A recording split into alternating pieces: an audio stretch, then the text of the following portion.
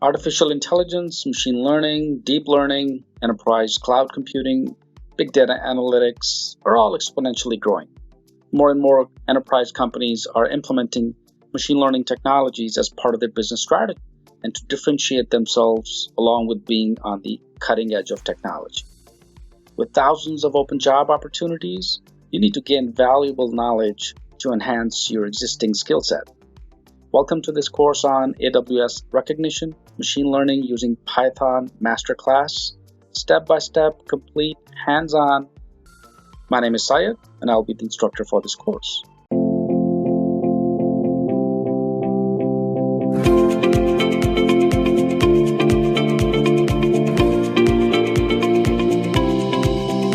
I've been in the training industry for well over 20 years, and I've trained thousands of students.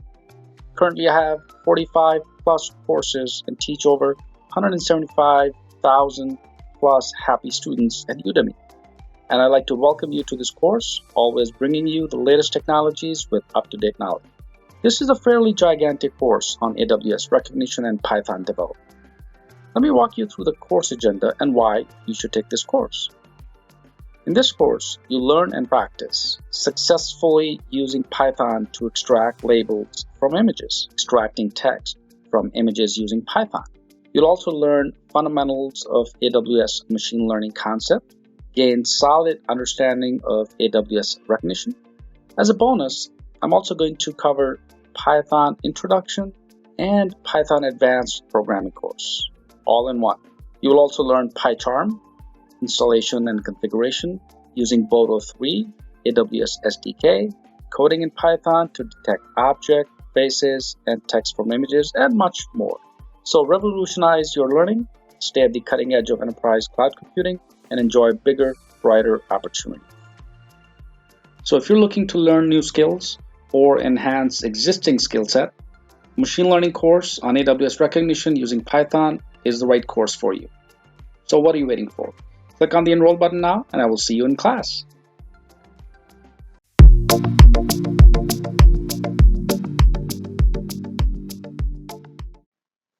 Welcome to this course. Before we get started, I'd like to go through some of the basic course prerequisites and what you should have before you can actually begin this course. Well, first and foremost, you need to have a valid AWS account. In order to open the account, you need a credit card.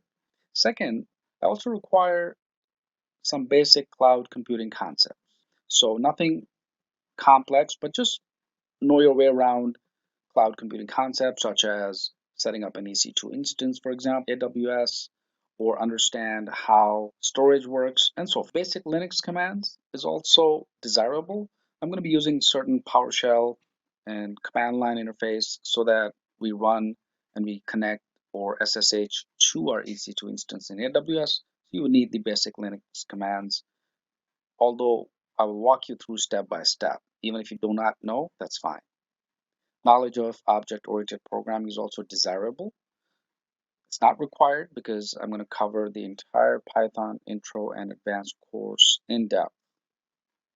GitHub account is always recommended. I always recommend to all my students, you need to have a github.com account. If not, you can simply navigate to the site and open one. It's always helpful because it builds your profile as you learn and develop more projects. And importantly, note, AWS Machine Learning is not free, so you'll be charged and billed for the time spent when you're working with AWS Rekognition. And that's important because typically throughout this course, you may be billed a few dollars, but again, that depends on your own requirement. I do a regular check on billing and I set alerts on billing for you, so you need to be very careful when you're working with AWS Machine Learning. So with these prerequisites in mind, let's jump right in and let's get started with AWS Rekognition Machine Learning using Python.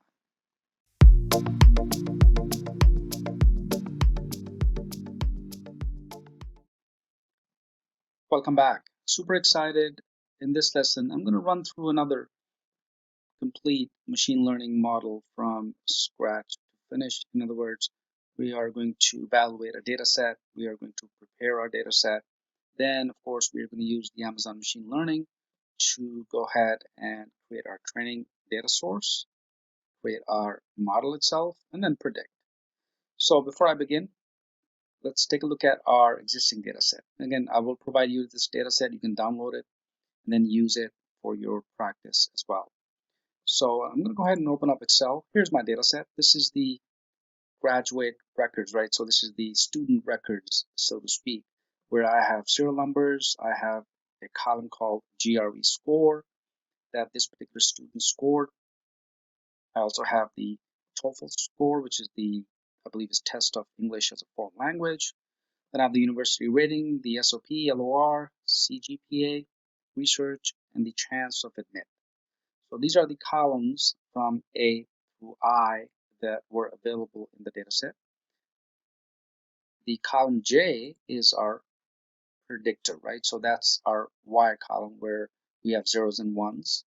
0 means no, 1 means yes. So a question could be asked from this data set. What are the chances of the students that would be admitted, okay, to the university? And so on. So you can ask other questions based on your data as well. This is a relatively small data set. Typically, you would have large data set. So this would mean that number of rows that I have, for instance, if I do Control End, about 501 rows, okay, records. And let's do Control Home, take us to the first record. So I'm going to use this data set and use Amazon Machine Learning to predict from this data set. Let's jump right in. I'm going to navigate to my console. From my console, let's go ahead and first create a S3 bucket because we need to upload our data set into the S3 bucket. Let's navigate to S3. In order to create the S3 bucket, I'm just going to create it and give it a name. So click on Create Bucket. I'm going to call this Graduate. Click Next. If this already exists, then just say Graduate 1, for instance. Click Next. And then I'm just going to maintain the default settings and continue to create the bucket. Perfect.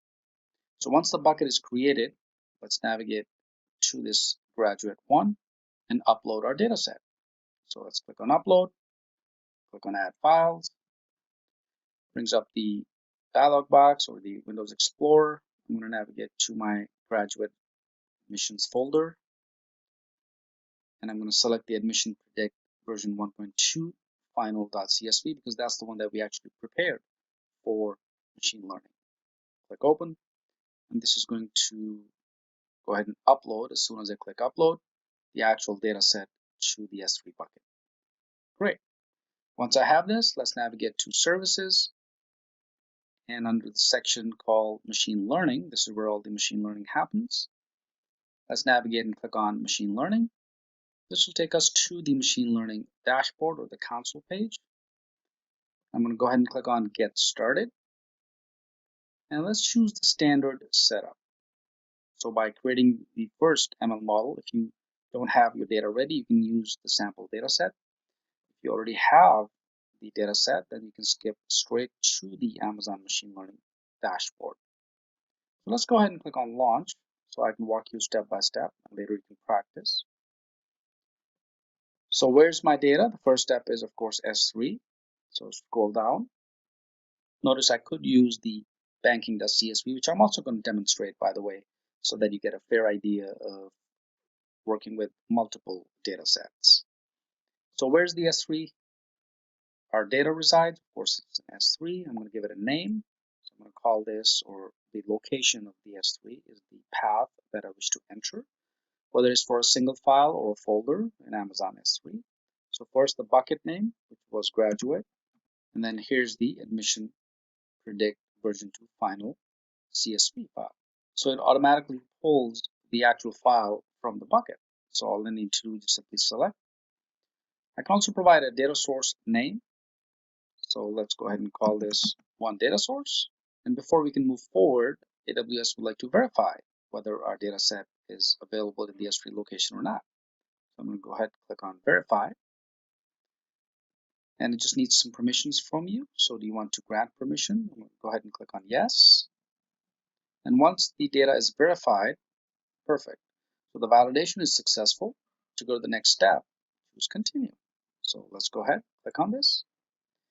And now the next step is the schema. So the schema is basically the metadata from our data ourselves.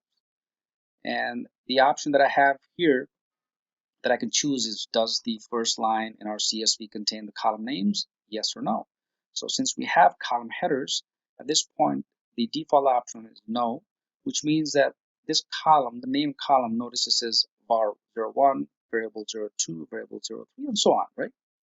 Because if you do not specify or choose this option to be yes, then it's going to pick the default, it's going to place the default names. But if you choose yes, which I'm going to do right now, and notice at this point you'll see the names being populated from your Excel column headings. So if I quickly navigate to my Excel file, CSV file, notice these are the column headings that you see actually being displayed, pulled up by Amazon Machine Learning. Great. Minimize this. Perfect. So once I'm satisfied with my schema, let's go ahead and click continue. And because I picked the combined create ML model and data source wizard, I must pick a target. And the target is the target attribute that I'm looking for, right? I'm going to use, because machine learning works by finding patterns that connect the data to the value to be predicted. So I'm going to scroll down, and here's my Y, right? That's the column that I created. And this is the data type called binary, because I'm going to do binary classification. Click continue. The row identifier is optional. I'm going to go ahead and click on review. And it gives me the final page, which is step 5, the review page. If I need to change anything, I could do so. So let's go ahead. What you need to do next is click on continue.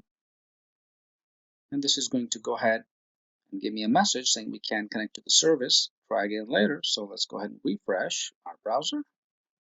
No worries, it happens. Perfect. So once the page is refreshed, I can now use the automatically suggested ML model settings, which is binary. ML model target is Y column. Here's the name. And a couple of options that I have. The default recommended is it's going to generate a full default scope or the recipe. Use default training parameters. AWS ML is also going to set aside 30% of the training data to evaluate the training. What this means is the data set of about 500 records, right, is going to be split between 30% and 70%. So it's going to take 30% of the data and use the data as a training source, and then eventually use the data to predict based on our questions, like which student will enroll in the university or which student will graduate and so on.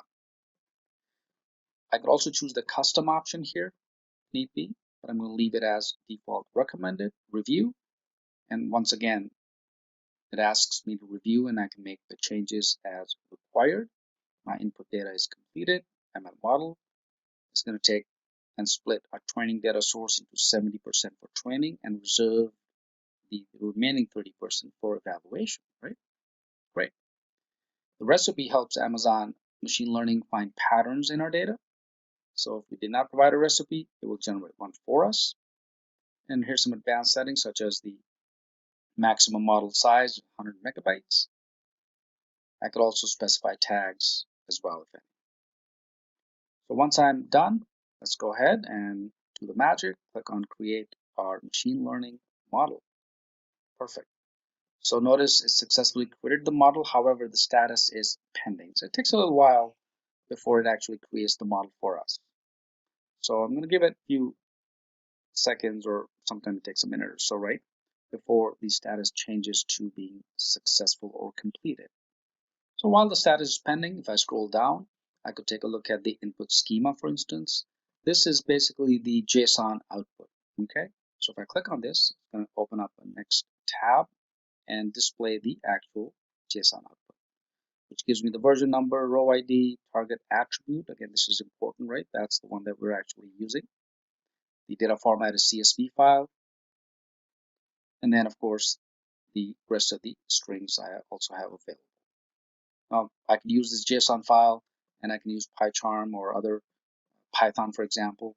I can use that to pull and use the JSON format as well. Great. Let's navigate back to our page. Let's reload the page and see if the status has been completed or not at this point. So it's still pending. Let's scroll down. The evaluations created, the latest evaluation result. This is the result that it is going to predict and give us a percentage, right? So it's going to give us like maybe 0.7, 0.8, 0.9, 0.9, or something like that, right? So this is where our model is going to predict based on the AU score. And I'm going to talk about the area under curve, what that is. And then predictions, I can use CloudWatch metrics. Score threshold is by default 0.5.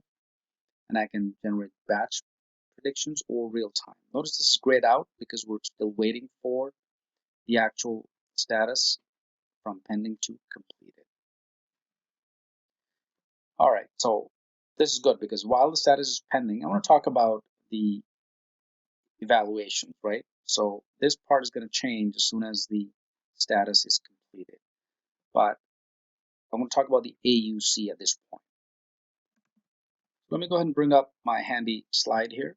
So what is this AUC performance metric? I will explain that later in subsequent lesson, but just briefly here, this is the area under the curve, also known as the ROC with the AUC, right? Receiver operating characteristics. Curve is a performance measurement for classification problems, such as this binary classification, at various threshold settings. It is also written as OROC or AUROC. ROC is the probability curve, and AUC represents the degree or measure of separability. Okay, basically it tells how much model is capable of distinguishing between classes. In other words, whether the student is going to graduate or not. Okay, that's one of the criteria. Another example would be the higher the AUC, better the model is at distinguishing between patients with disease and no disease, right? So again, binary, yes or no. So this metric will be provided to us as soon as our model is. Minimize this. And let's navigate to ML models and see the status is still pending. So let's go ahead and refresh, see what happens. Okay, so we'll just give it another minute or so. Perfect. So it looks like the status shows that our ML model, Graduate 1 data source, has now been completed. Let's go ahead and open this up and see what happens, and we can navigate to the evaluations area that I'm going to demonstrate. Great. So the summary shows that it's been completed. The data source training, we already viewed the input schema. And here, you'll notice that the evaluation says not available at this point in time. And then our status or score threshold is 0.5. Let's scroll up. Let's go to evaluations and then click on summary. And the status says it's still in progress. And that's why we're not able to yet see the area under the curve score. Perfect. So the status is now being completed, but in our instance, the recent evaluation gave us a AUC score of 0.428, which is lower than the baseline, which means the model's quality score is considered worse than random coin flip for most machine learning applications. Okay, so this gives you an excellent idea of your data, right? The most important thing is your data itself, the number of rows, because we only worked with 500 records, which is really minimal. So if you had a higher number of records, you would have a better score. This is actually a good example of when machine learning is successful and when it's not, right? So 0.42 is really a low score. It's lower than the baseline. It's not going to give you the prediction that you're looking for. If I need to, let's say, continue with, or before I actually do real-time prediction, if I can click on adjust score threshold, it brings up the actual chart for me and shows me the details of the actual trade-off based on score threshold of 5. And I can click on and drag the actual trade-off in metrics, right, from left to right, being 1 as predicted most likely to be true and predicted most likely to be false. 0 is false and 1 is true, right? So 1 is yes, 0 is no. So I can drag, and then it's going to show me that 22% of the records are as ones, which means yes, and 78% are as no's. Similarly, I can navigate to the left or to the right. Okay, so if I'm trying to predict, let's say, the top 9% or 6% or whatever, let's say the top 5% of the students' graduate records predicted to be as ones, I could leave it as at this point and then click on Save Score Threshold at 0.93. So once the threshold is saved successfully, it shows me up here.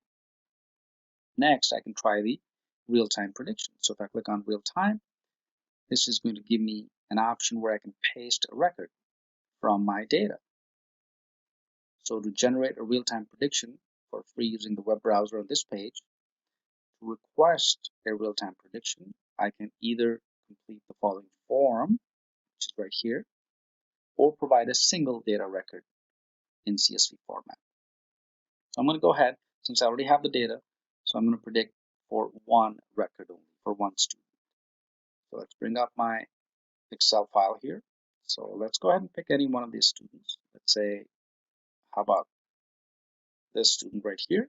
So I'm going to copy this row, navigate back to my console, click on paste to record, and then paste here. Notice if I just cut and paste or copy and paste from Excel and paste it in this field, it gives me a lot of blank spaces, right? So to complete the field successfully, I need to place a comma and remove the empty spaces. Okay, so let's go ahead and make sure it's in the correct format. Perfect. So now if I click submit, it's going to go ahead and give me the prediction result on the right side. So of course I need to click the create prediction right before it actually shows me the result. Perfect. So let's go ahead and click on create prediction, and there we go. So the result here shows the predicted labels to be true, which is 1. So here the target name is Y, which is the Y column that I predicted. Label is 1.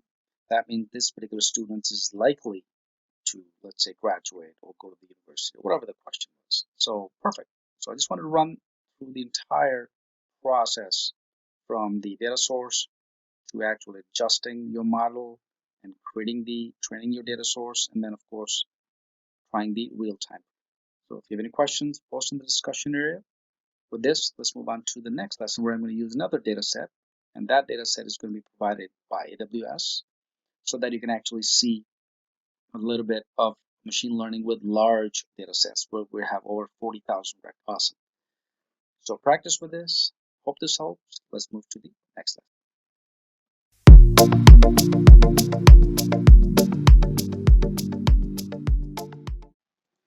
Welcome back.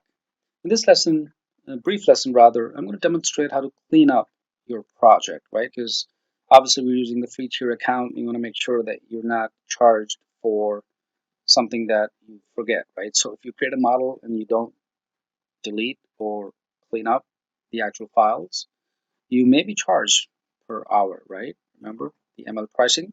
So I'm going to go ahead and simply show you quickly how to delete the model itself, and then of course empty the S3 buckets and delete those buckets as well. So let's navigate to our ML models page, and here's a model that we just created in the previous lesson. I'm going to go ahead and select this, go to actions, and then simply choose delete.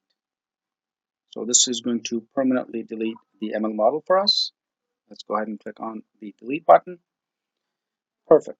So now that our ML model has been deleted, let's navigate to the S3 by going to the services main console page.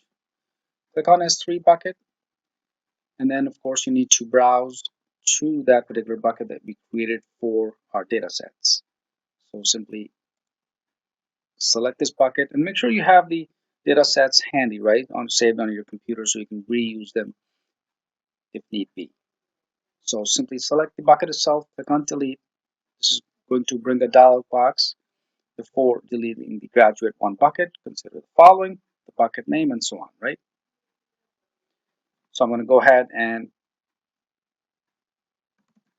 simply type the name of the bucket to confirm the deletion. So name is graduate 1. Click confirm, and this is going to go ahead and delete the bucket. Perfect. So now, if you navigate back to any of these services or to machine learning, for example, let's go down here just to verify, click on machine learning, you will notice that your dashboard will now be empty, right? Which takes us back to the default getting started page. Awesome. So go ahead, clean up your project as soon as you're done and watch those billing alerts. Make sure you have those alerts set up to send a notification to your email, right? Or an SMS so that you're aware of what's being billed. So hope this helps. Practice with this. Let's move to the next lesson. Welcome back. I'm super excited to move forward with you on this journey. So this course is fairly gigantic, as you've noticed, right? With several quizzes and several resources that you can take a look at. I value your feedback, so if you've not left a review yet, I'd probably wait till you take a look at a few other lectures, and then I would welcome your positive feedback, because we put in a lot of effort in this course. And again, I value your feedback in terms of posting questions in the discussion area, and that's the best way to learn, because now you're engaging with ourselves, and then you're engaging with other students, you're learning from experiences, and so on. So once again, thank you for enrolling, and I definitely welcome your feedback. Let me know what you feel about this course. If you need certain additional lectures or you have a question, we'll be happy to create that for you, because this course is so large. The idea for us even is the fact that we are going to be updating this course throughout the journey moving forward in the next year. So with this, let's jump right in. Let's get started.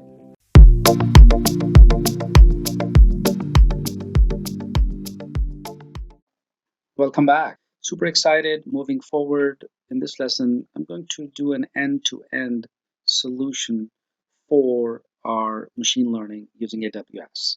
So I'm going to be using a couple of data sets, okay? And that's the objective here before I get started. So with those data sets, we are going to take a look at not only those data sets themselves, but also ask questions, right? So we are going to predict something from those data sets in order for us to actually get the result. So again, an end-to-end ML demonstration, hands-on using AWS Management Console and AWS Machine Learning. So let's dive right in. But before I actually jump, let's take a look at the actual scenario. So here's the scenario for machine learning prediction that we are going to use. So there are two files that are data sets. First is the banking.csv file, and this file contains the historical record or data for customers who have purchased similar products to your bank term deposit. So this relates to the banking industry or financial industry.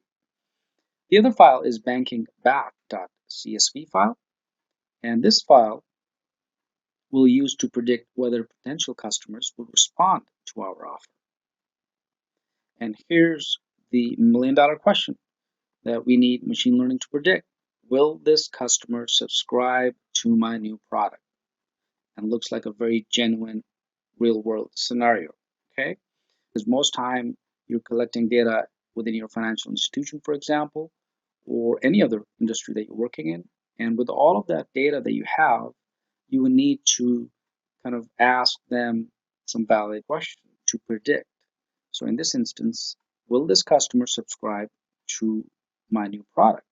And this could be, again, any new product that your bank has come up with, and then you would like to find out whether customers would subscribe to the new products or not. So in the banking.csv dataset that I'm going to show you shortly, the answer to this question is attribute Y, which is just another column in the Excel or CSV file, which contains the values 1 for yes and 0 for no. You could also use either false or true, or 1, 0, or yes or no. Okay, so all of these attributes can also be used. So in this instance, we're going to use 1 or 0 because the data set already contains a column called Y, and then it contains the values as well. And these are, again, binary classification. The attribute that you want the Amazon machine learning to learn how to predict is known as the target attribute. So this is important. we must specify the target attribute, which is the column Y, right? Which is the target attribute, either yes or no. So will this customer subscribe to my product? Either it's going to be yes or no. Great. So now that you understand the data sets, and I'll give you the details for where to go and download these data sets so you can practice as well. And keep in mind, by the way, there may be a little cost associated to it because machine learning within Amazon is not free. They charge about 40 cents an hour or something like that. And you can refer to the previous lesson that I've specified the cost or the pricing. So keep in mind, okay, you're going to be charged. All right, with that said, let's move forward. Let's go ahead and take a look at, based on our scenario, what are the next set of steps. So we are going to, in fact, create a bucket, S3 buckets. We're going to throw all these files, a couple of CSV files into the S3 Amazon bucket, and then we'll use the Amazon Machine Learning to predict. So let's go ahead, continue forward. I'm going to create the S3 buckets and place both of these files into those buckets. So let's minimize this. Let's go to services, navigate to S3. Now you can always search for your bucket and it'll take you to the buckets as well. So here I have 7 buckets in 2 regions and probably some old buckets here that I have for my DevOps engineer course. So not to worry, if you're opening your S3 buckets for the first time, it should be blank. It should say 0 buckets and 0 regions. So all you need to do here is just go ahead and click on create bucket, and you need to specify a bucket name. I gave this bucket a name called my-banking, and you can select the region. It says US East North Virginia, or you can click on the drop down and select regions. You can copy the settings from an existing bucket, if any. Let's go ahead and click on next. And again, it'll walk you through the steps, right? So this is step 1, which is completed. Then we have step 2, configure some options, set some permissions, and then review. So here at step 2, configure options, you can set additional properties such as versioning, server access logging, tags, and so forth. So we leave everything as default, click next, continue one more time, and then create the bucket. Okay, so just a straightforward run of creating the bucket itself. So once the bucket is created, let me scroll down and find the My Banking.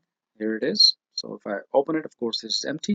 And the next thing I need to do is upload the data sets to the S3 bucket. So all you need to do here is simply click on Upload and click on Add Files. And this is going to bring up the Windows Explorer for you. All you need to do is just navigate to that folder where the datasets reside. So once you find the datasets that you wish to upload, simply select both of these datasets because we are going to upload the banking.csv file and the banking.batch.csv file. So click Open, and this is going to go ahead and upload 2 files for you. Simply click on Upload. Progress bar on the bottom here will say the upload is being successful once both of these files have been successfully uploaded.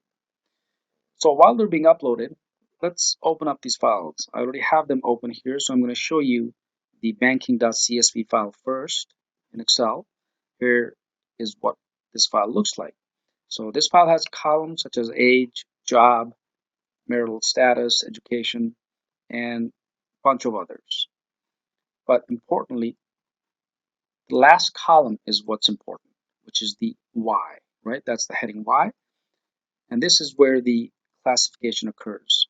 So 0 is for no and 1 is for yes. And all of these are records belonging to customer. So if I scroll down, notice there are about 40 some thousand plus, right? So if I do Control End on my keyboard, it takes me to the last record, which is about 41,189 record. If I do Control Home, take me to the first record. So this is the banking.csv file, okay?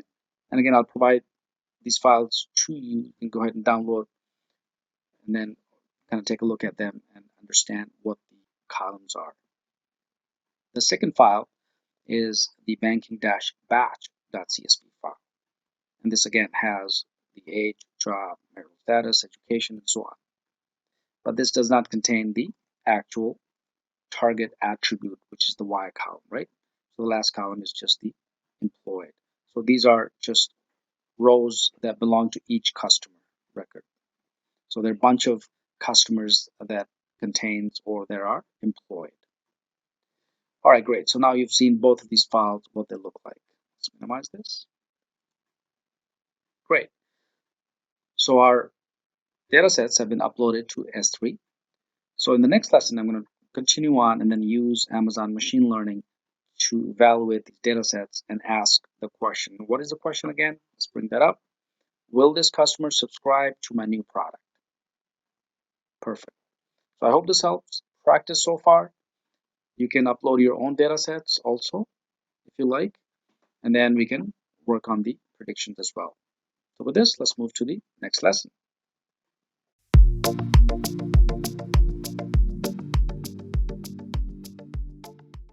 Welcome back. Moving forward, in this lesson, we are going to go ahead with our training data source. In the previous lesson, we simply uploaded our data sets into S3 buckets. And here, we are going to, in fact, create a training source. Because for machine learning, we need to split the data, right? So AWS is going to split our data sets into two and use one part of that data set as a training source. So we uploaded the two CSV files. One was banking.csv, the other one was banking-batch.csv file into S3 buckets. We can quickly verify the data sets within S3 bucket. So I'm going to go ahead and click on the recently visited services on S3. And this will take us to the S3 buckets where I should be able to see both of the data sets. So the bucket name was My Banking. So I'm going to go ahead and open this. And here we go. Great. So we have the data sets. Let's navigate back to services. And now we are going to go ahead and create our training data source.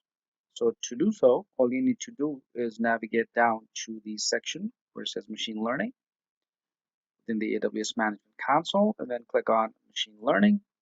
And now you'll be taken to the actual console page for machine learning. And here it just says that it's easy for developers of all skill levels to use the ML technology. AWS Machine Learning is a managed service for building ML models and generating predictions. Okay, so we are going to, of course, in this lesson, I'm just going to demonstrate the training source, data source, and then later we will create our machine learning model. So let's get started. The standard setup simply includes the sample data sets. In fact, that's what I'm actually demonstrating right now, the banking data set provided by AWS. And of course, I'm going to demonstrate other data sets and predict on different data sets as well in subsequent lessons. But this is just a simple run through so you understand the basic concept before we actually move to more complex projects. So all you need to do here is just click on launch, and this will take you to the input data page. Notice there are about 5 steps.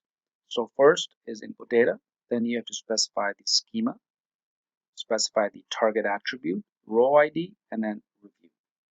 Now, before I actually start with the first step, let's bring up our handy PowerPoint here. And the banking CSV file, if you recall, contains the historical data for customers who have purchased products similar to your bank term deposit. So here, all we're going to do is two things in this particular lesson. First, we're going to create a training data source.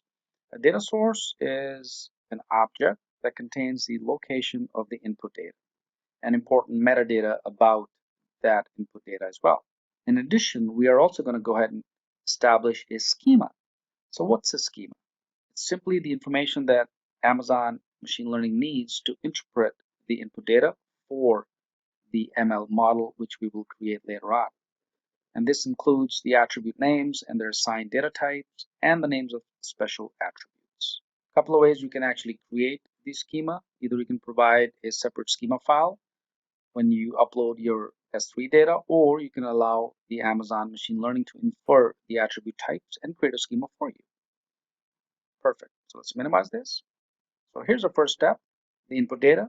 The first step is to create the ML model, show the Amazon Machine Learning your historical data. And again, this is the banking CSV file. Again, it says that you can preview the file here. We already have the file uploaded to S3. So I'm going to go ahead and click on S3 and then simply type the location. So all I need here is the bucket name and then / the file name. So the bucket name is My Banking. And then of course it brings up the actual file name as well. So I'm going to go ahead and click on select banking.csv file, provide a data source name. I'm going to call it my banking file. Click verify. Just going to go ahead and verify the actual file being placed in the S3 bucket. Go ahead and click on yes to S3 permissions. And once the process is verified, it just displays a message. The validation is successful. Go to the next step, click on continue. The next step is the schema. And again, the machine learning scanned the input data from the banking.csv file and inferred the column name and data types for each of the columns in the dataset. And again, I can review by taking a look at each of these data types, such as numeric, categorical, sample field value 1, 2, 3, and so forth. Again, there are many items per page. There are about 1 to 10 items per page that are being displayed here at this point in time. I can click on the next arrow to take a look at other values as well. So once I'm comfortable with the schema itself that machine learning actually used and created, it asks, does the first line in your CSV contain the column name? In our case, I believe our dataset file contains the headings, right? Column headings. So I'm going to choose yes, and you'll notice that AWS is going to go ahead and pick those names for you, such as duration, campaign, days, previous, and so on. And these are, again, the column heading. So once I'm done with this, I'm going to go ahead and click on continue, and just kind of gives me a warning message that because you picked the combined create ML model and data source wizard, you must pick a target. And this is the target attribute that I mentioned earlier. Okay, so the target attribute can be the column name that I'm looking for, which is the Y column, right? The last column that I like to choose. So I'm going to navigate to the last column here. And here's the column name called Y. It's a binary data type and it contains 0 or 1. Remember, 0 for no, 1 for yes. So I'm going to select this particular binary attribute named Y as the target. Machine learning models trained on this target will use the logistic regression to train a binary classification model. Okay, now remember, we could do regression analysis such as multiple linear regression. We can also do logistic regression and so on. But typically for a binary classification model, the log or logistic regression is fine. So once I've selected the target, click continue. Does the data contain an identifier? So this is, again, an optional row identifier, helps us understand how production rows correspond to various observation rows from. So I'm going to click on review at this point in time. And again, you can kind of scroll down and you can still continue to edit all of these steps, or we can actually click continue. So review and make changes is going to go ahead and give me the machine learning model settings. And here I can automatically what it suggests to me the model settings, or I can choose to customize as well. So right now it's binary classification, right? Which again predicts 0 or 1, so either or, one of the two possible outcomes. And this model will be trained using the logistic regression algorithm. So the ML model name is optional. I'm going to leave it as is. And here I can select whether I wish to generate my own custom model or use the default machine learning model that AWS suggests. The default, by the way, is recommended, and what this will do is it will generate a default recipe, use default training parameters, and it will set aside 30% of your data to evaluate the training. So remember the data split that I mentioned way earlier? So this is where it's going to divide the data set. So if there are 40,000 records or so in the banking.csv file, it's going to take 30% of those records and then use those records as a training data, and then split the evaluation data sequentially. If I choose the custom option, for example, let me show you this. This will modify the recipe Amazon Machine Learning generates, modify the training parameters, and randomly or sequentially split the evaluation data. So again, it is up to you whether you want to use default or custom. So we are going to go ahead and choose default at this point. Here's the evaluation name. Click on review. Once again, I'm given the opportunity to review all of the information. And then once I'm done, I'm going to go ahead and click on create the ML model. Great. So it looks like it successfully created the model. The status shows it's pending. And once everything is processed, the data source training will be created for us. Here's the data source ID. I can also take a look at the input schema, perform another evaluation, and then we can also take a look at prediction section where I can view the CloudWatch metrics, the score threshold, generate batch productions, and so on. So congratulations, you've successfully created the actual ML model. Great. So in this lesson, I just want to demonstrate how to go about actually creating your training source, your data, schema, and then of course the model itself. In the next lesson, we're going to take a look at the actual results and then finally answer our question, which we were supposed to ask from our data. Will my customers buy this new product from me or not, right? That was the original question. So I hope this helped practice so far. If you have any questions, post in the discussion area. And with this, let's move to the next lesson.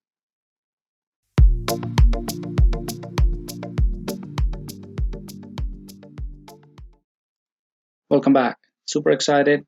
So in the last lesson, we were able to successfully generate our ML model. Here, notice the status now says complete. So moving forward in this lesson, I'm going to demonstrate how to interpret our results and ask our question that was originally intended. Will our customers buy from us or not? Okay. So that was the question that we were going to ask our model.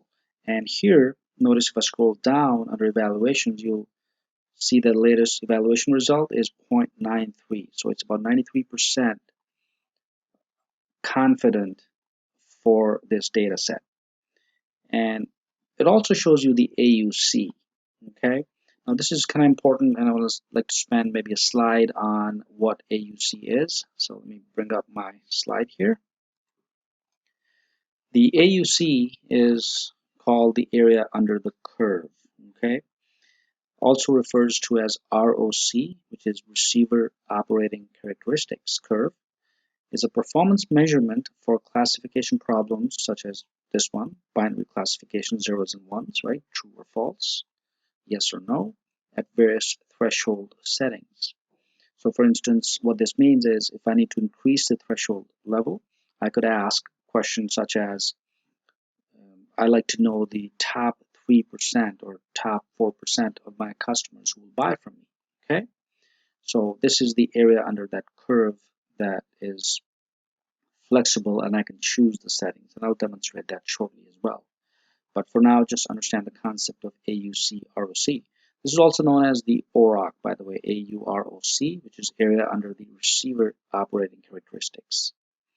The two different words that makes up one word, the ROC, is a probability curve, and AUC represents the degree or measure of separability.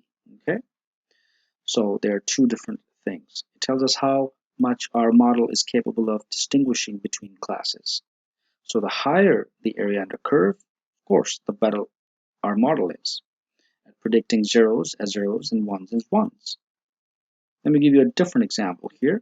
So by analogy, if you have a higher area under curve or a higher AUC, better the model is at distinguishing between patients with disease and no disease. Okay, and this applies to our example as well, the banking CSV file, whether our customers are going to buy from us or not buy from us. Okay, so this is AUC performance metric. So let's minimize this. So our metric is pretty nice. It's 0.936. Let's go ahead and navigate to under evaluations and summary, where you can actually see a chart and we can interpret our data and kind of take a look at more in depth. So if I scroll down, the ML model performance metric on our most recent evaluation, this model quality score is considered extremely good because of course it's 93%, right? Baseline was 0.5 and we scored at 0.93, which is nice. And here I can adjust the score threshold. So for instance, if I need to click on the adjust score threshold, this brings up the detail for the model performance. And the chart shows the distributions of the predicted answers for actual ones and zeros. So ones being a yes, customer's going to buy from us, and zero means the records in our evaluation data, customers are not going to buy from us. It also shows us the false positives and false negatives. And the chart is pretty nice. Okay, I can click on explain this chart, by the way, and this is again your homework. So as a homework, go ahead, click on explain this chart, and then read about it. If you have any questions, ask, post in the discussion area. All right, so now I can take a look at the score, and I can go left and right on this metric. As soon as I do this, notice the values change, right? So the threshold or the trade-off based on score threshold. So as I move towards the one, which is predicted most likely to be, I could do so. So you'll notice at this point, it's 2% of the records are predicted as ones. That means 2% of the customers, the top 2% of the customers will buy from us, right? That's what is being predicted. I can also move a little more to the right where it says 3%, right? Or 1%, 2, and then of course on the left will be 3. Here we go. So at this point in time, if I need to ask the question, I like to know the top 3% of the customers that are predicted as one. That means they will buy. And I have the trade-off score threshold at 0.6. So this gives you a pretty neat summary of what machine learning can do for us and for our data set. And at this point in time, if I'm satisfied with this particular placement, I can go ahead and click on save the score threshold at 0.78. So now our threshold saved successfully. Perfect. So let's navigate to our predictions now. Okay. So we're going to go ahead and click on try real time from the left navigation pane here. So as soon as I do this, I have the option to generate a real-time prediction for free using the web browser on this page. Great. Request a real-time prediction. I need to complete the form or provide a single data record in CSV format. Since I already have the data available, which is the banking.csv file, so I can simply pick any of these lines, right? Data lines. So I'm going to go ahead and maybe pick this one. So I'm going to select this row, copy it. Let's navigate back to our ML models page and simply click on paste record button. And here I'm just going to predict a single customer, whether that customer is going to buy from us or not, right? Buy one of our banking products or not. And click on paste a record. So I'm going to go ahead and paste and click submit. So I'm going to go ahead and simply paste and then click submit. And this is going to generate the prediction result for me. Create prediction and perfect. So at this point, the results are predicted labeled to be 0, which means that it is unlikely that the customer is going to buy from us. Great. If you have any questions on this, post in the discussion area. Absolutely powerful, very powerful using machine learning in AWS and trying to create regression models and predicting based on your data set. So go ahead and practice with this. I would encourage you to practice with your own data set. Make sure you prepare your data first, right? You must have those true, false, zeros, and ones, right? That's important because you need to spend time on preparing your data before you can just simply throw in a CSV file or an Excel format file and then have AWS create the machine learning for you, right? So we need to have the proper methodology in place, right? Just like we walked through step by step in creating all these models and then predicting from our data.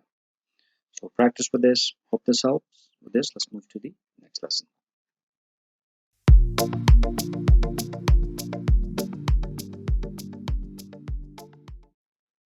Welcome back. In this lesson, just wanted to get a quick billing and cost management dashboard check.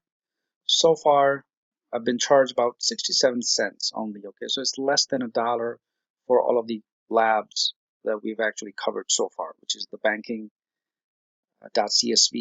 file, right? That's the data set that we've used.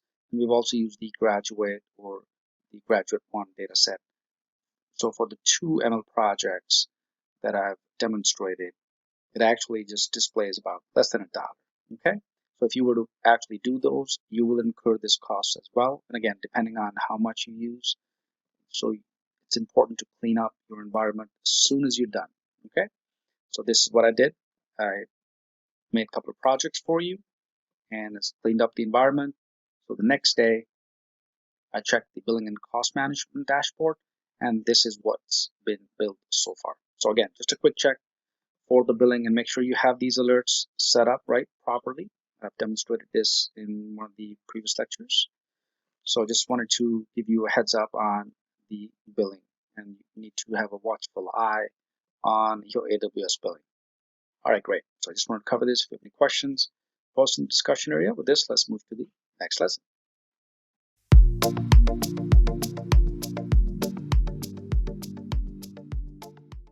Welcome back. Super excited moving forward. In this lesson, I'm going to talk about the AWS machine learning and artificial intelligence and how AWS applies and how we can learn as Python developers.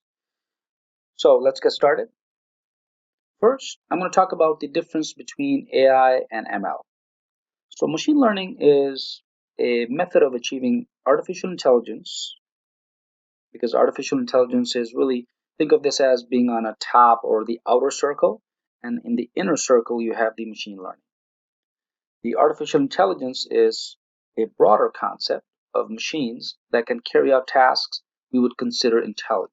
So maybe they're redundant tasks that you wish to automate and have them self-learn. This would be an AI, which is a broader concept. Now, within AI is machine learning, which in turn is the application of AI itself, which is based on the idea that when you feed data, the machines should be able to learn for themselves.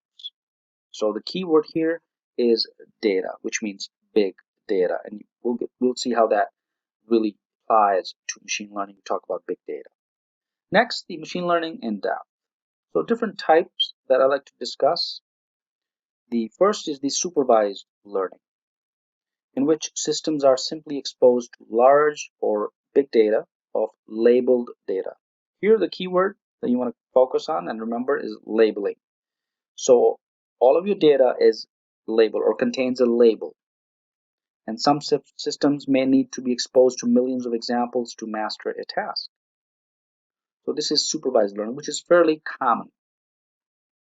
There's also a big challenge these days of finding labeled information or data, because typically your data is not labeled. For example, if you were to, let's say, take pictures of images, okay, and you have hundreds of thousands of images, but all you have is the actual image. Now that image needs to be associated with a particular label. So labeling is a big challenge in machine learning today. Next is the unsupervised learning, which tasks algorithms with identifying patterns in data, trying to spot similarities and split data into categories. So this is unsupervised learning or unstructured. Then you have semi-supervised learning, which is again a mix of both supervised and unsupervised. In this case, it's just small amounts of labeled data and large amounts of unlabeled data to train systems. So again, you're combining the top two. Reinforcement learning is another type, which is concerned on how software agents ought to take actions in an environment to maximize some notion of cumulative reward. The computer system receives input continuously and constantly is improving by itself, and that's really reinforcement learning. And finally, we have the deep learning, where we get into neural networks that are pretty much expanding these days into other networks with a large number of layers. You can have several layers. The more the layers you have within deep learning, the more effective the outcome would be. And they are trained using massive amounts of data. So you have millions and millions of images. So just a high-level overview for machine learning at this point. And you need to kind of understand these in depth, the different types, okay? So when we talk about label data, you ought to know it's supervised learning, you know what is unsupervised learning, and so forth. Next is the accuracy of machine learning. So to understand, interpret, and compare the accuracy of machine learning systems, there are about three things that I want to focus on. First, very importantly, what is being predicted? What is the final outcome that you're looking for? For instance, if you were to predict the weather for tomorrow, well, that has to be based on some data, some prehistorical data, right? And that's where the big data comes in. So you take a look at the last 10-year patterns of data for that particular weather in a particular region, and then you can predict what's it going to be like tomorrow. The second is the confidence of the prediction itself. So for instance, let me give you another example for confidence. So in facial analysis and face recognition, for instance, AWS Rekognition that we'll take a look at using Python tells us how confident the service is in a specific result. And we know that machine learning systems are probabilistic by nature. In other words, you're running statistical models, right? Like linear regression or multiple regression, for instance, and they end up with a result, a confidence level or confidence interval. Could be 90%, could be 95%, could be 99%, and so on. So the confidence score can be thought of as a measure of how much trust the systems place in their results. Of course, the higher the confidence number, the more the results can be trusted. The next is the use case for predictions. So how are these predictions going to be used? So combined with the confidence, the use of a machine learning prediction is also important as it helps out put the accuracy in context. Let me give an example.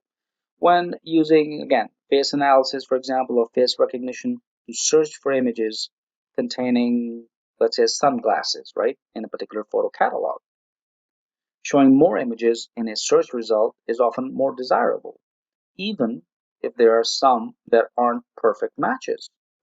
So because of the cost of an imperfect result in the use case is low, people often accept a lower confidence in exchange for more results and less manual inspection of those results.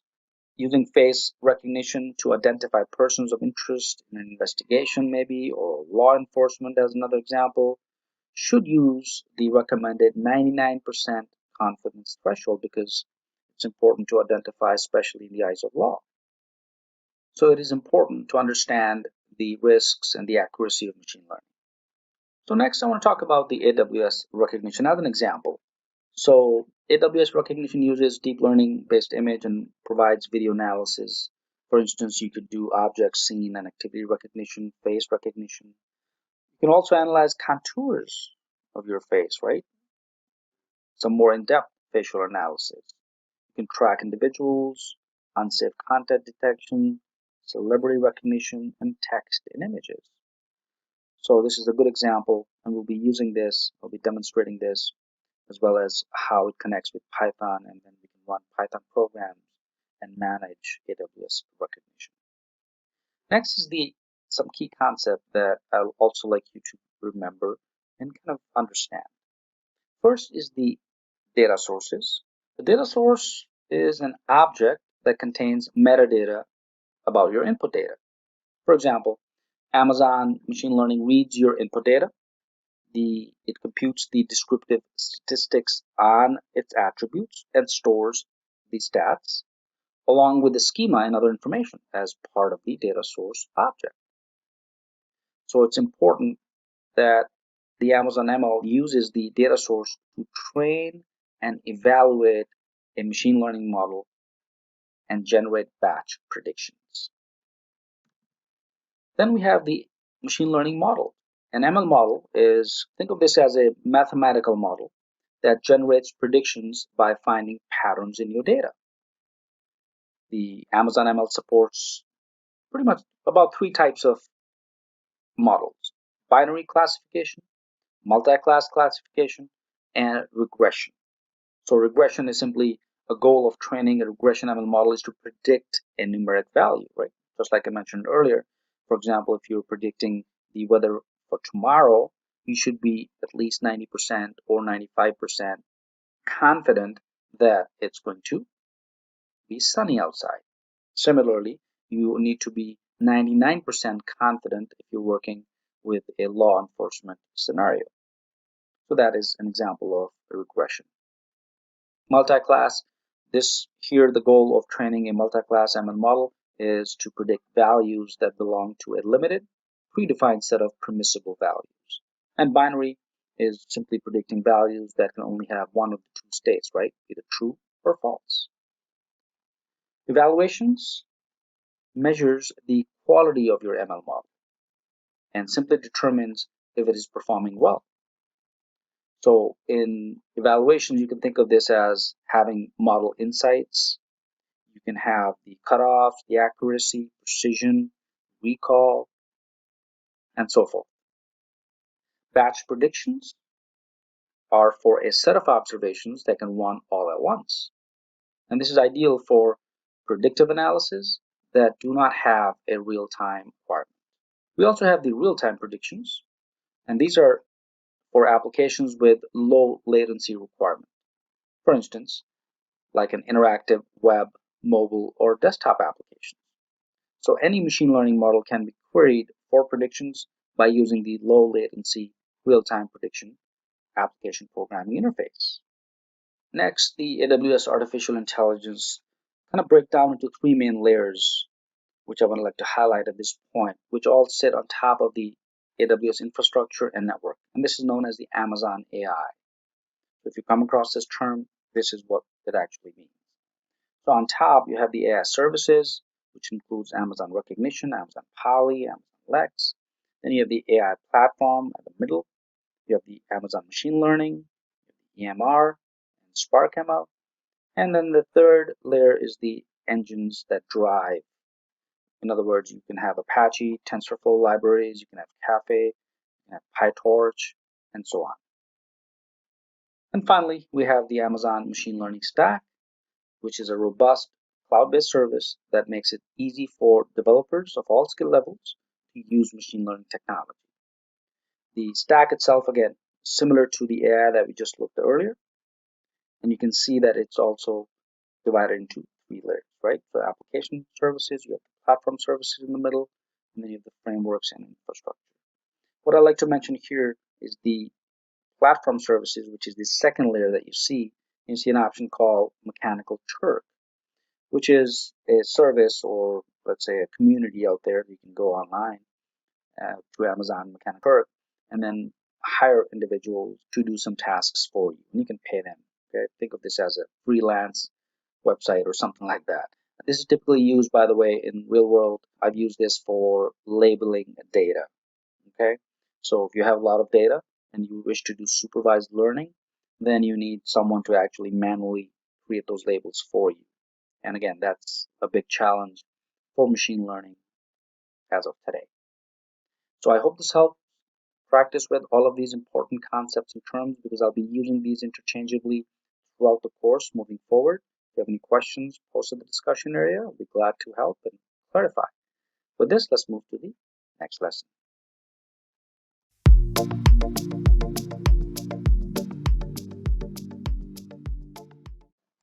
Welcome back. Super excited. In this brief lesson, I'd like to highlight the costs that are associated or that may be associated with the Amazon machine learning as you move forward. So you have a free tier account, which is great, and it's valid for the entire year, and you have about 750 hours of the EC2 instance. And there are other things that I've discussed in the previous lecture. But here I just want to highlight, let me navigate first to the next tab here. So what you need to do is navigate to amazon.com, AML pricing. This is the URL that you can see. And on this page, just for a moment or two, I'd like to mention that you only pay for what you use, and there are no minimum fees and no upfront commitments. So the pricing works as follows, and you can read through this yourself, but I'd like to highlight that the data analysis and the model building fees, Amazon would charge you about 42 cents US cents per hour. Okay, and then as you move forward with data analysis and model building fees, for batch predictions, you see it's 10 cents per 1,000 predictions, rounded up to the next 1,000, and then about 0.0001. So just kind of go through this. I'd like to highlight, for instance, that if you were to use the, let's assume that you're using the Amazon machine learning to help automatically classify products in your own catalog using product description, data as training set. So in case of 20 hours of compute time, you'll be charged about $8, $9, and so forth. If you use it for, let's say, a monthly prediction fees, it'll be $89, and the total fee roughly around $100 a month. With again 20 hours of compute time and about 890,000 batch predictions. So just go through this. I just want to highlight just so that you're aware that if you're using some of these labs or doing exercises or doing your own projects, you should be aware of the machine learning costs because AWS is not free. So I hope this helps. If you have any questions, post in the discussion area. With this, let's move to the next lesson.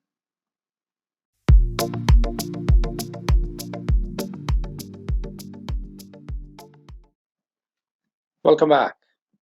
Diving into in depth about Python, the first thing that we need to do is, of course, take a look at an integrated development environment. So the Python IDE for professional developers is PyCharm. Of course, you can use others as well, such as Eclipse IDE or IntelliJ and so on. But for Python, PyCharm works pretty nice, okay? So I'm going to use PyCharm moving forward.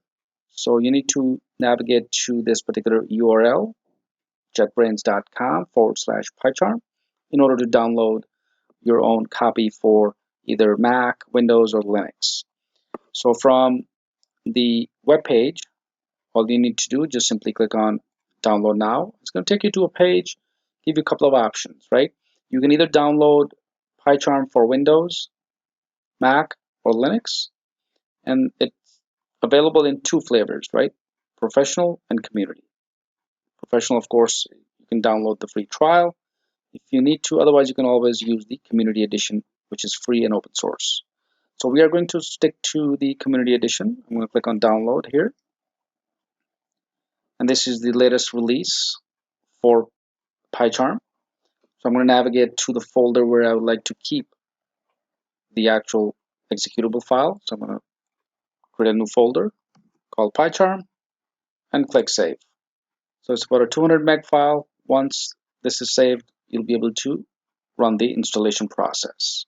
Perfect. So once it's downloaded, all you need to do is just click on the executable file. And this is a straight one, by the way, so it should be pretty straightforward doing the installation of PyCharm. But I just wanted to show you because there may be some students who wish to see and have a walkthrough of the installation of PyCharm. So the dialog box appears. Click Next.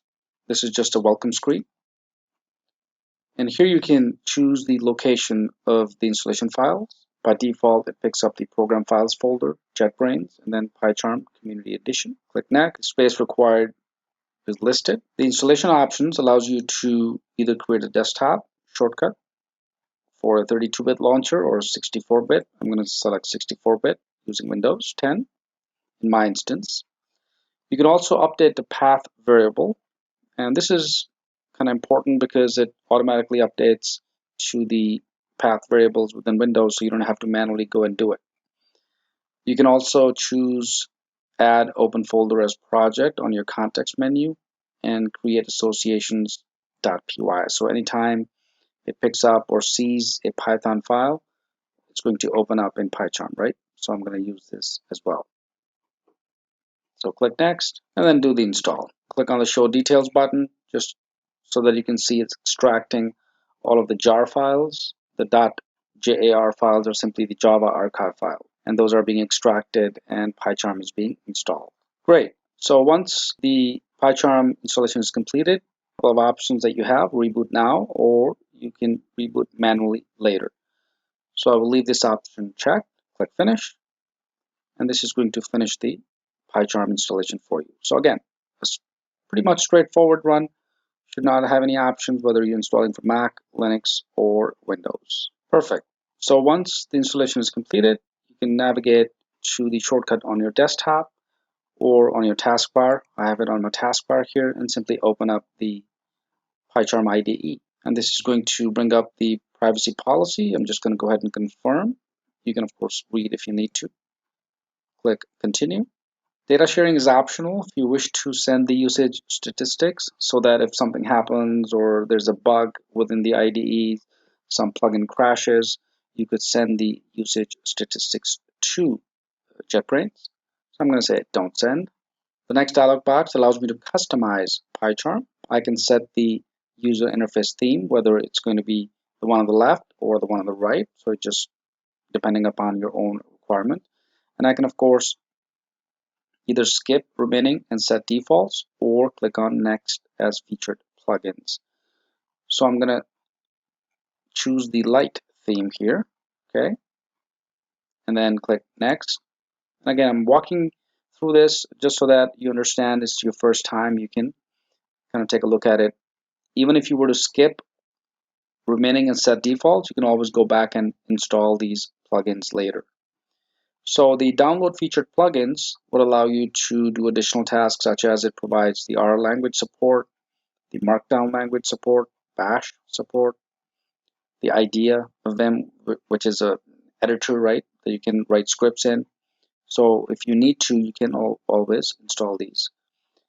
So I'm going to use install and enable the VIM. Also, the Bash support is good because if you're working with Linux, for instance, especially connecting with AWS through SSH, it's kind of nice to use those. If you're more into R language, that's nice because this is good for making modeling or predictive analysis. And once I'm done, I'm going to go ahead and click on Start using PyCharm. And this opens up the PyCharm Community Edition. The next screen is a Welcome to PyCharm screen. I can create a new project, I can open an existing, or check out from version control. Notice there's a configure option. If I click configure here, again, I can go back to plugins and install additional plugins. I can do import, export, settings for the repository. I can check for updates and so forth. So in this instance, I'm going to go ahead and click on a new project. This is the first time I'm actually opening up PyCharm. I'm going to call this ClayDesk. The project interpreter is the new virtual environment.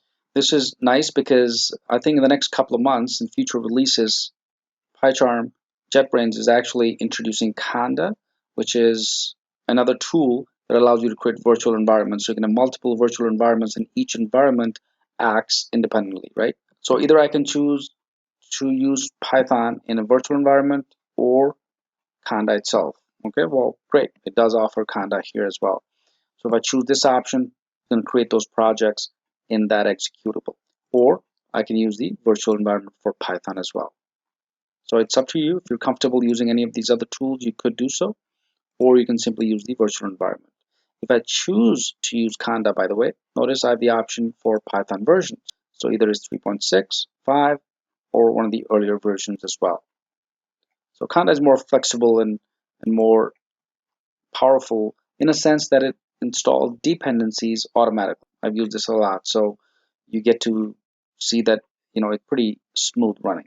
Or at least for now, let me switch back to virtual environments. It's easier for you that way, okay? You can later on install that. All right, so the base interpreter is the python.exe, and I'm going to go ahead and click create. So this is going to go ahead and create a new project called ClayDesk and use the virtual environment. So congratulations, you've successfully downloaded, installed, configured the basic settings of PyCharm, and it's in the process of creating the virtual environment. Great. So welcome to PyCharm, and here's your IDE. So here's your environment. Looks pretty similar to the IntelliJ IDE if you work with, let's say, Android environment. Seen pretty similar environment like this. Also, if you work with Eclipse IDE such as Mars or Neon, pretty similar, okay? So nothing fancy going here, but this pretty much looks like Android, by the way, because the IntelliJ is built into Android Studio. All right, so great. So once you have this, of course, you can play around with it, take a look at the settings, the fonts, and so forth. If you have any questions on this, post in the discussion area. I'll be glad to help. And with this, let's move to the next lesson. Welcome back. Super excited moving forward. Now that we have our PyCharm installed and configured, in this lesson, I'm going to demonstrate how to add packages to your PyCharm. So before I jump into adding additional packages, such as a Boto 3, because that's the one that we're going to use as our SDK for AWS using Python. So before I do this, let me open up the Python console on the bottom here from within PyCharm, and you should be able to see the actual Python prompt. And I've installed the Python 3.6.8, which is the latest version, using Anaconda as a virtual environment. And you'll notice that we have the folders. The venv folder represents it's a virtual environment, which is basically a temporary environment that you wish to create as a developer so that all of your code or packages or libraries that you use stay within this particular virtual environment. In order to see, if you don't see this, by the way, just navigate to settings by clicking on file and settings, or you can do Control Alt and S if you're using Windows. And then you can navigate to the project here, bottom. Expand this, you'll notice there are a couple of options. So there's a project interpreter and then project structure. So if I choose the interpreter, you will see the Python 3.6 version. And it's going to load up all of the packages, if any, for this particular environment. So it just takes a little while. Perfect. So at this point in time, here's the list of all the packages that are being installed by default, okay, as soon as you configure the environment. So one of them is the pip install, right? Python is there. SQLite is there if I need to use it. Wheel is also installed. But I don't see Boto 3, right? So I need to install a package called Boto 3 so that we're able to successfully install the SDK. Great. So let's jump right in. Let me go ahead and click on the plus sign while I'm at it. And this will bring up the available packages window. And I can simply search by typing in Boto. The Boto is the Amazon Web Services library, by the way, which is the current version 2.49. If you choose Boto 3, which is what we are going to install, this is the AWS SDK for Python, okay? So that's what you're looking for. So as soon as you select Boto 3, click Install Package, and this is going to go ahead and perform the installation for you. Perfect. Congratulations, you've successfully installed Boto 3. It kind of shows you the message down below, the status bar. And now your AWS SDK for Python has been installed. You can also install other packages, such as maybe if you want to do some additional libraries like Keras or TensorFlow, right? These are all libraries for machine learning and AI that are being used. So a little out of scope of this course, but I just wanted to mention so you can kind of see. So I'm going to use TensorFlow, right? So you can install the TensorFlow or the TensorBoard where you can visually see things. You can also install Keras, right? And you can also install urllib, which I'm in fact going to do. urli, two L's, there we go. So urllib3 is also a library that I'm going to install. This is the HTTP library with thread safe and action pooling, right? So I'm going to install this. I'm also going to install another package or library called requests. Let me go ahead and first install the urllib3. Once that's installed, then I'm going to look for the requests library and install that too. This is also used for fetching images from the net because we'll be using AWS Rekognition, and I'll be using that as well. Great. So the package has been installed. And lastly, I'm going to install something called requests. And this is again Python HTTP for humans. So handy library that you wish to install. Let's go ahead and install this too. So it's a really straightforward run in installing available packages if you're using PyCharm. And you can set up the development environment according to your own requirements or needs as you move forward. Perfect. So all of our packages are now installed. Let me go ahead and close this out. And let me go ahead and close it. Before I close this, let me increase the font size so it's easier for you to see. So I'm going to choose Source Code Pro, and then maybe use font size 20. Click OK. Perfect. So now you'll notice in our console, we have successfully installed required packages. You can kind of test and see whether the Boto 3 has been installed successfully or not. So if I were to do import Boto 3, it's going to think for a little while, and then it's going to give me the prompt, which means Boto 3 has been successfully installed. Awesome. So congratulations. You've successfully installed Boto 3, which is the AWS SDK for Python, using PyCharm. you have any questions, post in the discussion area. I'll be glad to answer. With this, let's move to the next lesson.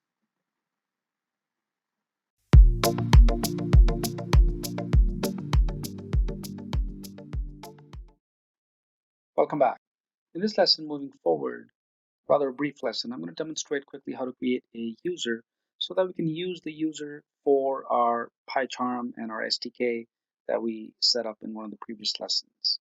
So all this is going to do is just create a simple user, and then we will use the command line to use that the username in order to integrate this with our PyCharm console. So let's jump right in. Let me navigate to services, find the IAM. That's where I'm going to go ahead and create the user. So once I navigate to the IAM management console, I should be able to create a new user. There are about 4 users at this point in time. Navigate to the users. Go ahead and click on add user. Give it a username. And this could be any, again, in your instance, you choose any username you like. I'm going to say PyCharm user. And then the options that I have here, because this username that I'm about to create is going to be accessing in one of 2 ways. First, the access type is programmatic access. The second is the AWS Management Console access, right? So these 2 are different. Now, the programmatic access is nice because that's exactly what we're going to use. It enables us an access key ID and a secret key for the AWS API, CLI, SDK, and other developments. And one of the use cases in the real world scenario is I had a client approach me who had multiple developers, okay? And he wanted to give access to developers, not the console access, but just the programmatic access so they could work with the EC2 instances, the IAM users, groups, and so on. So this is a good way to grant access to developers working within your AWS ecosystem. Great. So the username is PyCharm user, and programmatic access is checked. Click next. Will be the permissions. So I can set the permissions for this particular user. Either add this user to an existing group that has those permissions. So for instance, I have these 2 groups set up, or you can create a new group and add that user. You can also copy permissions from an existing user that you already have, or you can attach existing policies directly. So I'm going to make this user who has programmatic access and grant the user admin access, right? So I'm just going to say administrator access. You can kind of scroll down and take a look at different types that are available and then select the existing policies directly. Or again, copy permissions from an existing user, create a group, create a new policy even, and so on. So once I select the admin access, I'm going to go ahead and click next. This is just the tags, and these are key value pairs that you can add to this user. And tags can include user information such as email address or a simple description, title, and so on. So let's go ahead and say ClayDesk, PyCharm user. And finally, I'm going to review all of the options that I have and go ahead and create the user. So this is going to go ahead and create the user. Now, important part, of course, I need to download the CSV credentials file, which also provides me the access key ID and then the secret key as well. So I'm going to go ahead and download the CSV. This opens up the Windows Explorer, and I can, of course, save it anywhere I like. So I'm going to say credentials.csv. This is the file that is going to be saved. Go ahead and click save, and it downloads the file for you. You can also copy the access key ID and then, of course, click on the show to reveal the secret key ID as well for this particular. And gives you the details as well. Perfect. So I'm going to close this for now. Great. So now we have a user called PyCharm user who only has programmatic access. So I hope this helps. In the next lesson, I'm going to demonstrate how to use the command line to grant this user or to log in to AWS ecosystem with this. Any questions, post in the discussion area. With this, let's move to the next lesson.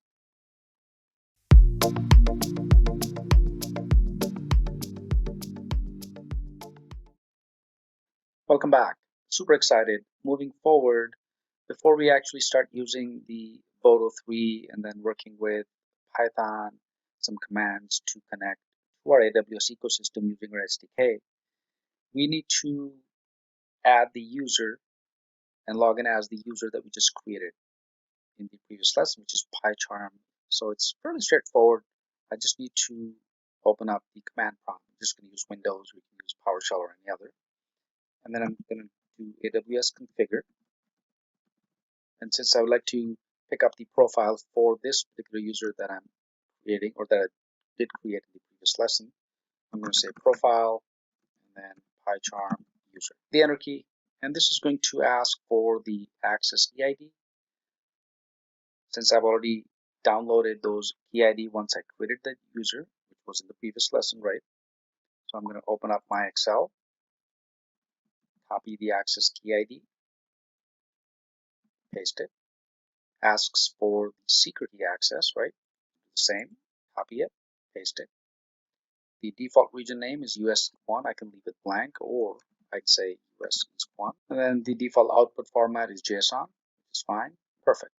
So that's all you have to do to make sure that the user has now been successfully added once you run the AWS configure profile. Perfect. So go ahead, practice with this. And once you're done with this, then you can go back to your PyCharm. Perfect. So in order to test, right, we just need to run a few commands, Python commands. I'm just going to say port Boto 3 first. But once that is successful, then I'm going to go ahead and kind of check to see how many buckets do I have within my AWS. So to do this, I'm just going to go ahead and say S3 equals Boto 3 resource. Here it is. And I need to specify the S3. Perfect. Once I execute this, it's going to go ahead and execute this command. Next, I just need to do a simple print. So I'm going to say print. What am I printing here? S3.bucket, all is spelled. So it's S3. Great. Perfect. So now it goes out there and shows me the result, which is S3.bucket collection, and then the service resource for that S3 bucket. But I like a list of all the buckets that I have so I can identify which buckets do I have within my AWS S3. So in order to find that out, I'm just going to do a for bucket in S3.bucket. So the IntelliSense kind of shows me the list. Say buckets.all, and then I'm going to go ahead and print bucket. And this will give me the actual list of all of the buckets that I have in my AWS S3. Awesome. So congratulations. It lists two buckets, right? The Elastic Beanstalk, and then of course my bucket ClayDesk. Let's verify this by navigating to our Amazon console and see whether these two buckets exist or not. So let me go ahead and minimize the PyCharm. So from our AWS Management Console, I'm going to go to Services, and of course click on S3, and this should list out the buckets for me. And I should have both of these buckets that we just found out within PyCharm. Moments, here it is, accessing the buckets, and perfect. So once again, you've successfully used PyCharm and in fact Python 3.6 version, right? Running within a virtual environment, and now you're able to access your AWS ecosystem. I hope this helped. Practice with this. If you have any questions, post in the discussion area. And with this, let's move to the next lesson.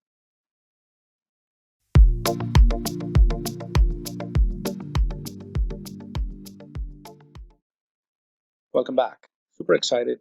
Moving forward in this lesson, I'm going to simply demonstrate how to move or copy or create an image folder within PyCharm.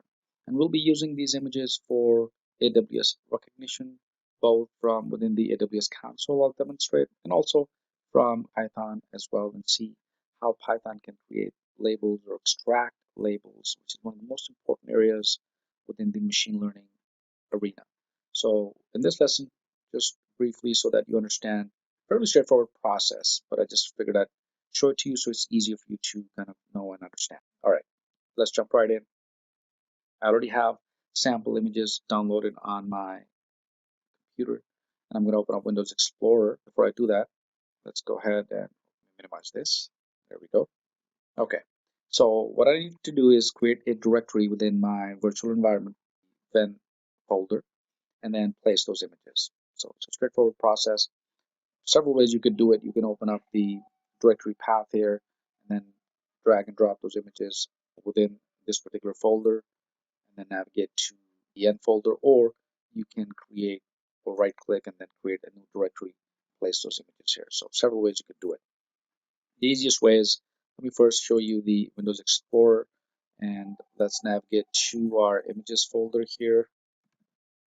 So let's go ahead and open up the images folder, and here are the images, right? There are about 3, 4, 5 images that I like to place within the PyCharm directory. So let's go ahead and let's go back to our main folder here. And within PyCharm, I'm going to open up or right click and simply navigate to the directory path here, and then open this up by clicking on the ClayDesk folder. And notice this path is now directly within the environment. So all I need to do is just simply navigate to the virtual environment, and here it is. So now you're inside the virtual environment folder. Let me bring up the other Windows Explorer here so you can actually see. And all I'm going to do is simply drag and drop the folder from the ClayDesk Rec Images folder to the PyCharm directly. Okay, so I'm just going to right click and copy. Perfect. So the images folder has now been copied to the virtual environment. Let's minimize this, and there we go. So it shows up right here. So if I expand the images folder, you will see several images. I can click on it and open them up just so that you can see. Again, we'll be using this for our AWS Rekognition. Great. If you have any questions, post in the discussion area. Straightforward lecture. Just wanted to quickly show you how to navigate. And again, you're learning PyCharm too. So if you're not familiar with PyCharm, I'm trying to demonstrate as much as I can so that it becomes easier for you working independently with PyCharm as well. So with this, let's move to the next lesson.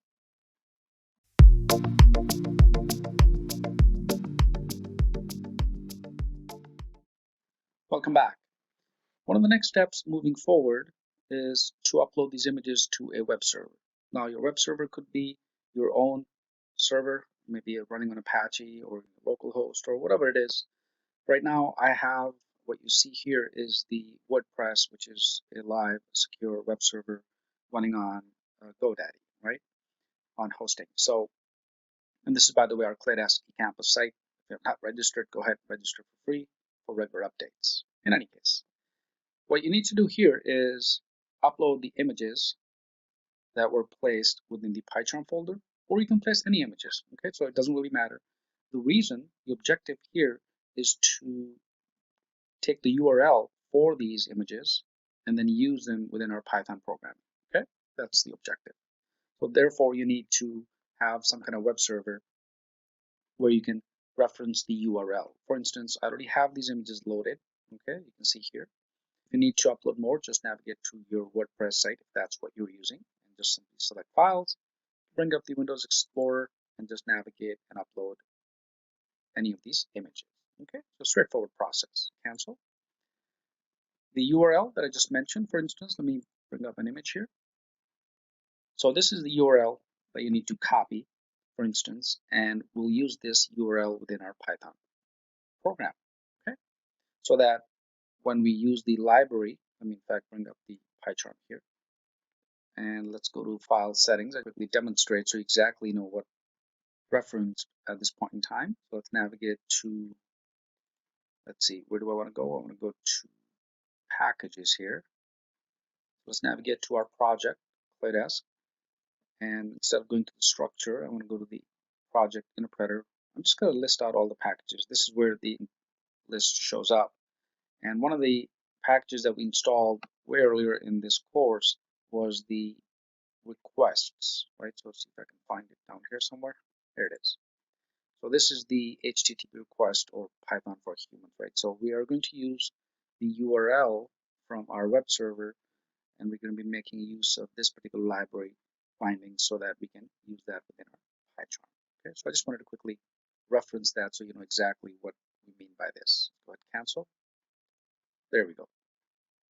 So the reason why, again, we use a live web server so that you can use the URL for these images. Google used to have this capability where you could actually reference the images directly from Google Images, but I think they've disbanded that particular option. We'll use our own web server anyways. You can drag and drop any images on your own web server, whether it's outdoors, whether it's any other image that you would like to use or make use within the AWS Rekognition. So I hope this helps. Practice with this. If you have any questions, post in the discussion area.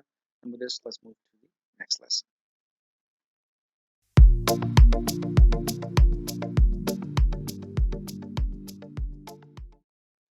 Welcome back.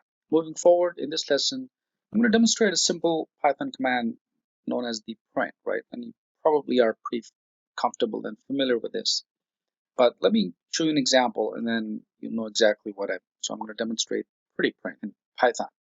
So let's say if I would like to do a directory, and this is where I like to find, let's say, various methods within the string op, right? So I'll like to do something dir, and then it lists all of the various methods, okay? Now, notice how it's printed. It's actually horizontal, right? So I need to scroll to the right and kind of find and look for all of these, right? If I need to print in a better manner from top to bottom in a vertical direction, I would need to use something called, or import module called pprint. And what this would do is it will allow me to print all of the horizontal, right, text methods into a vertical direction. So in this case, I'd like to now do print, and then it brings up the IntelliSense, right? Because I need to specify the object within bracket. So now I'm going to do dir and the same. So in this instance, if I hit the enter key, it's going to actually do a vertical printout for me. Now this is much easier to look at and prettier to look at, right? So I just wanted to quickly demonstrate the pprint, and it's a built-in module, by the way, in Python, so you should not have to import any additional or external library. So just use that.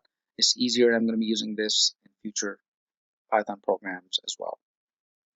I will also provide you the resource list. So I have a handy notepad text of various commands that I'm going to provide with each of these lessons, or so you can download and kind of copy these commands. Some of these commands or scripts will become longer, right? Larger piece of code. And I will provide all of that information to you. So you can kind of take a look at that and then tweak to your own requirements. Great. So I hope this helps. Practice with this. If you have any questions, post in the discussion area. With this, let's move to the next lesson. Welcome back. Super excited moving forward. In this lesson, we're going to write a small Python program and we'll label it as our helper.py, okay? And what that is going to do is create or contain all of the URLs or the image URL. So it's going to get image URL for us. And the reason why we do this is because so we can reference this particular file into our main program, okay? So it's just good programming practice for us to do instead of writing the code in each program or each Python file that you create. We'll just create a helper file, and then whenever we need to call that file, reference that file within any of the future Python program, we could do so. So let's jump right in. Let me demonstrate so you can actually see what's going on. So I'm going to go ahead and first create a new Python file. So simply right click on the venv folder, choose new, go to Python file, and just call it anything. So let's call it helper and click OK. And what this will do is it will create the helper.py file. So if I were to open this file, move my console here. There we go. So at this point in time, let's minimize the console. So it's a blank helper.py file. And what I need to do is just simply write the small program that I'm looking for so that we can reference this helper.py later on. Now I already have it handy in my notes here. Take a look at this. I will provide this as a resource. So instead of typing, I'm just going to save on time. So let's do a Control C. and then paste. Now, let me explain what this does. By straightforward, all you're doing is just import requests module, and then you're getting the raw image data from a URL. Because what we would be doing next is actually getting the web server URL, because we uploaded our images on our web server. In my example, I demonstrated the WordPress, right, where we uploaded to media within WordPress, and you can of course use any other web server. So a simple definition is going to get the image from URL, and here's the image URL or IMG URL. The response is simply a variable that you create, and we use the requests module one more time, and then get that particular image URL. Now, once the URL is retrieved, it's going to save it and provide the raw content variable, and then we're calling in the content, and then return the. So just save this file, and then we can always come back to this. Let me remove, because the forward slashes are used in Java, right? So I'm going to use the Python version here for comments, and simply paste the get raw image data from a given URL. Great. So that's all you need for your helper.py file. So go ahead and save it. Do a Control S, and that's going to save the file for you. In order to test whether it's error-free, all you need to do is just run the file. So go up to Run, and click on Run Helper, and this is going to bring up the console, and most likely it'll give you this message, right? Process finished with exit code 0. And this simply means that there are no errors and everything is working correctly. So I hope this helps. Practice with this. If you have any questions, post in the discussion area. I'll be glad to answer. Let's move to the next lesson.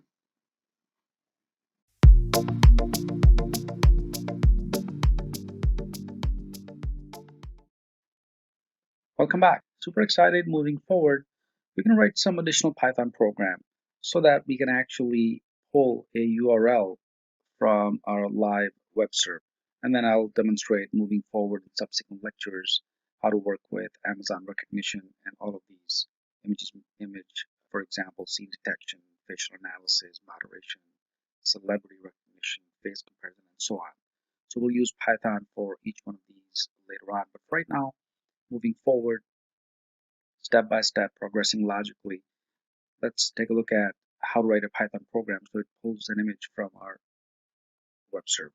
Okay, so let me go ahead and jump right in, open up PyCharm. And within PyCharm, I'm going to go ahead and create a new Python file. Let's call it label, because what we're interested in here is to extract the label from a given image, right? And the image is coming from a live web server. Okay, in our case, my example that I'm demonstrating is the WordPress web server. Perfect. So once you give it a name, click OK, and this is going to create a new file for us. Now, of course, I can start typing the code, such as import Boto 3. That's the one that we must use. I can also import, let's say, next few modules, such as PPRINT if I need to. If not, I can maybe always use the modules later on. So some of these will remain unused. Notice this is kind of grayed out at this point in time because it's not used. So I'm going to go ahead and also use from print and then import the pretty print. Another thing I want to do is import helper, and that's the file that we actually created earlier on. And then do client equals photo3 dot client. Of course, there we go. Bring in my image URL. So this is image URL equals the variable, and this is where I would need to place my own image URL. So I need to navigate to my WordPress and get the URL from that live web server. Before I do this, quickly notice the import turns into blue, right? Because as soon as I type recognition, Boto kicks in and says, hey, I need a module called Boto 3 for me to use recognition. So let me go ahead and minimize this and bring up my WordPress. Okay, let's go to the tab, Media Library, and then we're just going to pick any one of these images, right? So I'm going to go ahead and let's say pick the image where individuals are working out. All right, so I'm going to grab the URL, copy it, and then go back to PyCharm and paste the URL. So this is the URL that this is now going to, in fact, fetch for me. So what you need to do next is, of course, once you have the URL, I'm going to go ahead and bytes, and then reference the helper file. The helper file contains the get image from the URL. Of course, I need to store the result somewhere. So let's do a variable result client dot detect label. That's what we were after. We're in fact going to detect all of the labels and extract them from this URL that contains an image. So let's do an image equals curly braces bytes and then great. And let's do the print. Simply print out the result. Great. So it looks like we have a small Python program. Navigate to the helper. It's just asking me if it wants to install the package helper or not. Well, I'm not looking for helper. I'm actually, in fact, looking to reference the helper.py file. This is good, by the way, because I need to maybe change the name. So I'm going to say helper image, and then of course rename the file here as well, so it references the correct file.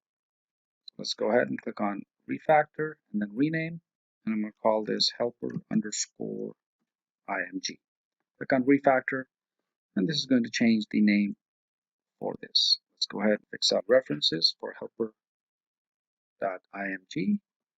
And the reason why it's not picking up the module is because it says right here in the message, ignore unresolved reference helper underscore img. So now I have the helper underscore image .py file, and this time it should resolve the actual module. So I'm going to say ignore unresolved, save the helper or labels.py file, and let's execute. So let's go ahead and go to run, and then run the helper or labels.py rather. There we go. And let's see what it fetches from this particular URL. And there we go. So let's scroll up here all the way to the top, make this bigger. Awesome. So what it did was it went out there, it fetched that URL, and then this is just the label keyword, right? So it's going to give us everything that's part of the rule. So it's going to give us the confidence interval, which is 99.87. Instances, name is human. Instances for the bounding box, because there's several other humans, right? There's a height, left, top, width, because it places a square box next to that image. So it finds and recognizes all of the humans in that picture rather. And then of course it detects a person, confidence level of those, also finds the playground, awesome. And then finds some shoes, apparel, okay, footwear, clothing, outdoor play area, and of course the response metadata also. Great. Again, it fetches all of these labels. Let's take a look at the actual image. So I already have this image within my PyCharm, by the way. Okay. If not, you can always go to your WordPress or your web server and take a look at it. So let's see if I have the outdoor exercise. Great. Perfect. This is the right image. Notice there are about 3, 4, 5 men working out, right, in an outdoor park. So on the labels, it says it's human, right? So it detects human. And then, of course, it detects all of the confidence levels for each of these individuals by placing boxes around them. So if I were to use this image in AWS Rekognition and upload this image, I'm going to get the same results. Okay, I'm going to demonstrate that as well. So it finds the apparel, finds footwear, right? All of these shoes that it finds, clothing, play area, right? It's a play area. Perfect. Let's take a look at what it looks like in AWS Rekognition within Amazon Console. So let's go ahead and switch to our console. Minimize this. Let's go to Rekognition Console. And let's go Object and Scene Detection. And I'm going to go ahead and upload the file from my images folder. Here's the outdoor exercise. It's open. It's going to go ahead and upload the file and then give us the results. And we can kind of compare the results with our own Python program, right? Once it extracts the labels from this particular image. So a couple of ways you can do it. You can do it directly in AWS Rekognition, but since we're working with Python, And we have external developers who do not have access to the console. If you recall one of the earlier lessons, we created a user and only provided that user programmatic access, right? Not the access to the actual console. Wonderful. So it picks up the person, right? Human, play area, playground, clothing, and footwear. And once again, these are, if I click on show more, it shows you shoe, apparel, and outdoor play area. And if I were to navigate back to my PyCharm, play area, outdoor play area, clothing, I have footwear, shoe, apparel, person, play area, playground, right? Awesome. Switch back. So these are all of the images being detected, and notice it places a box, right, around the person and around the shoe. Similarly for this particular person, and so on. If I scroll down, I can take a look at the response also, which is in JSON format, and this is exactly what you've seen within Python as well. So it's a JSON output that you're getting a bounding box with a confidence interval with each of these boxes. And then you're getting the name person. So it's pretty neat, very powerful. So that way you can actually use Python to pull images from anywhere on the web or your own images and then start to extract labels. Back to Python. There we go. So all you did was simply write a Python program called label.py. It's about 13 lines of code, right, with several white spaces that you can see. And it's going to go and fetch all of the details for you.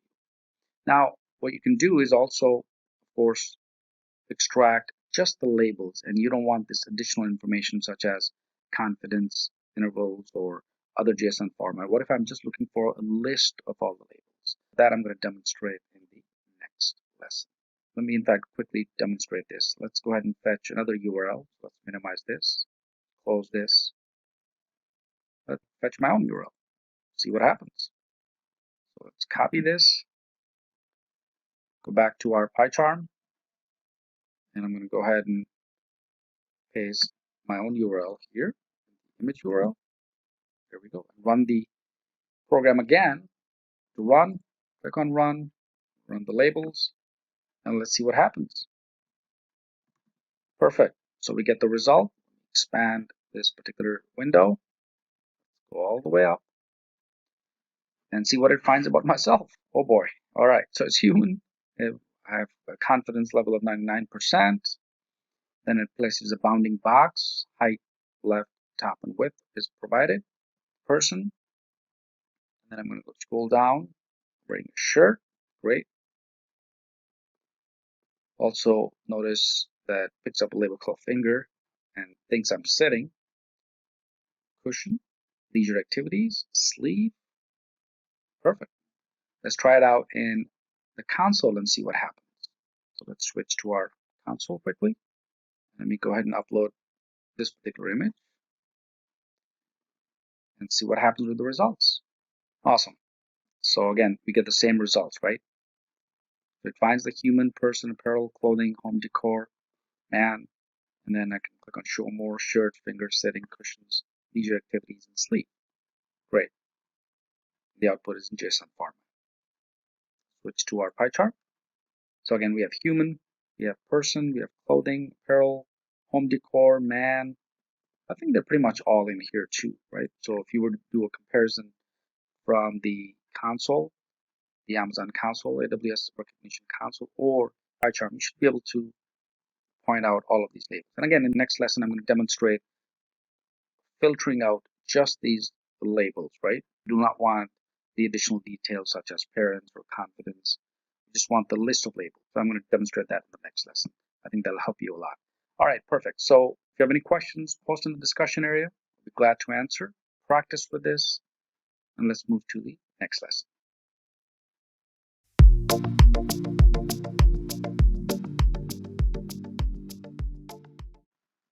Welcome back. Moving forward in this short lesson, I'm going to demonstrate how to extract only just the label.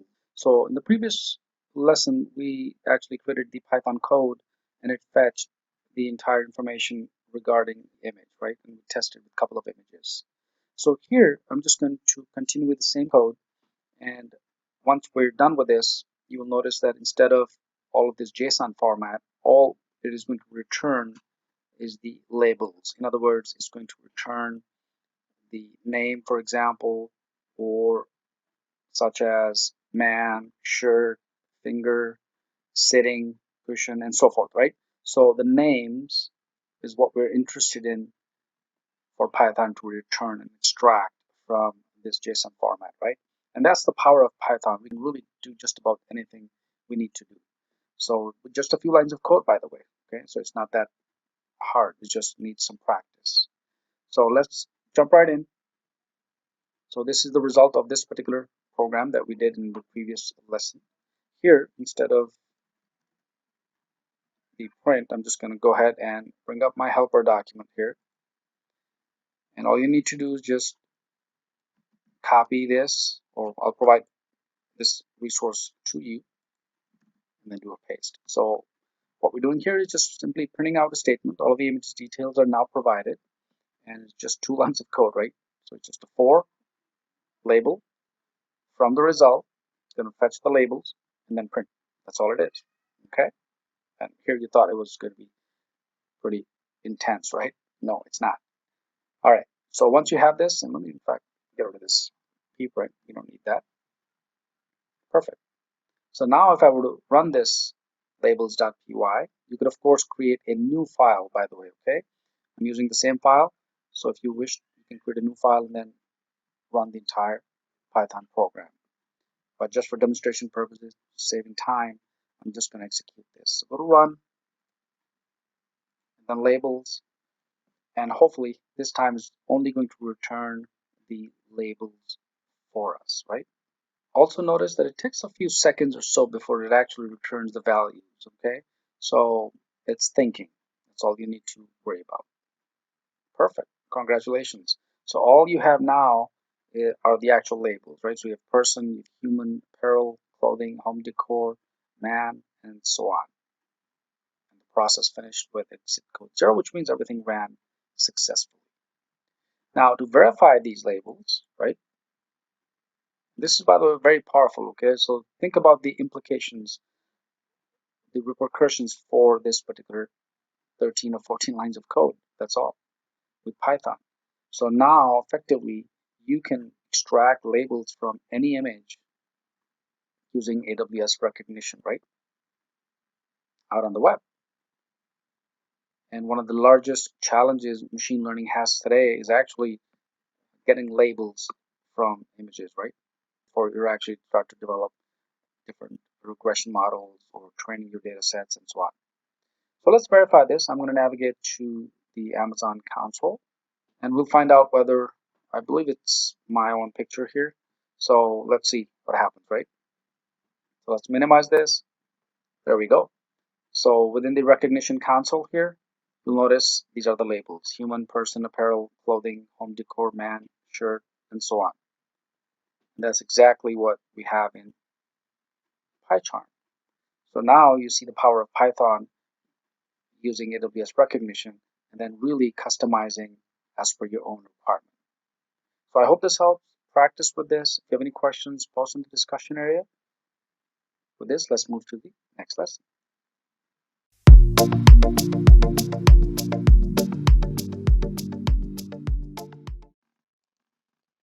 Welcome back. Super excited. I hope you guys are learning and asking questions, posting them in the discussion area. In the previous lesson, we took a look at how to extract labels from images that are either placed on a web server or from static images or working with AWS Rekognition console. Okay, and we also took a look at how to understand each of these labels and what actually is being recognized. The default pop quiz, by the way, before I move forward with this particular lesson, what is the percentage of confidence that AWS offers by default? You guessed it, it's 50%, right? So it's 0.5 is the default confidence of any image. And then, of course, as it learns and takes a look at additional images, the confidence level increases based on the different images. So here, moving forward, we're going to get into facial recognition and using Python to extract labels and information from images, from faces rather, okay, specifically. So let's jump right in. We are going to be working with the similar file here within PyCharm. And I'm going to just go ahead and copy this. So this is the labels.py. I'm going to create another copy of the file just to save time. So once the file is copied, I can simply go ahead and paste in the same directory and just change the name. So instead of labels, I'm going to say face detection.py.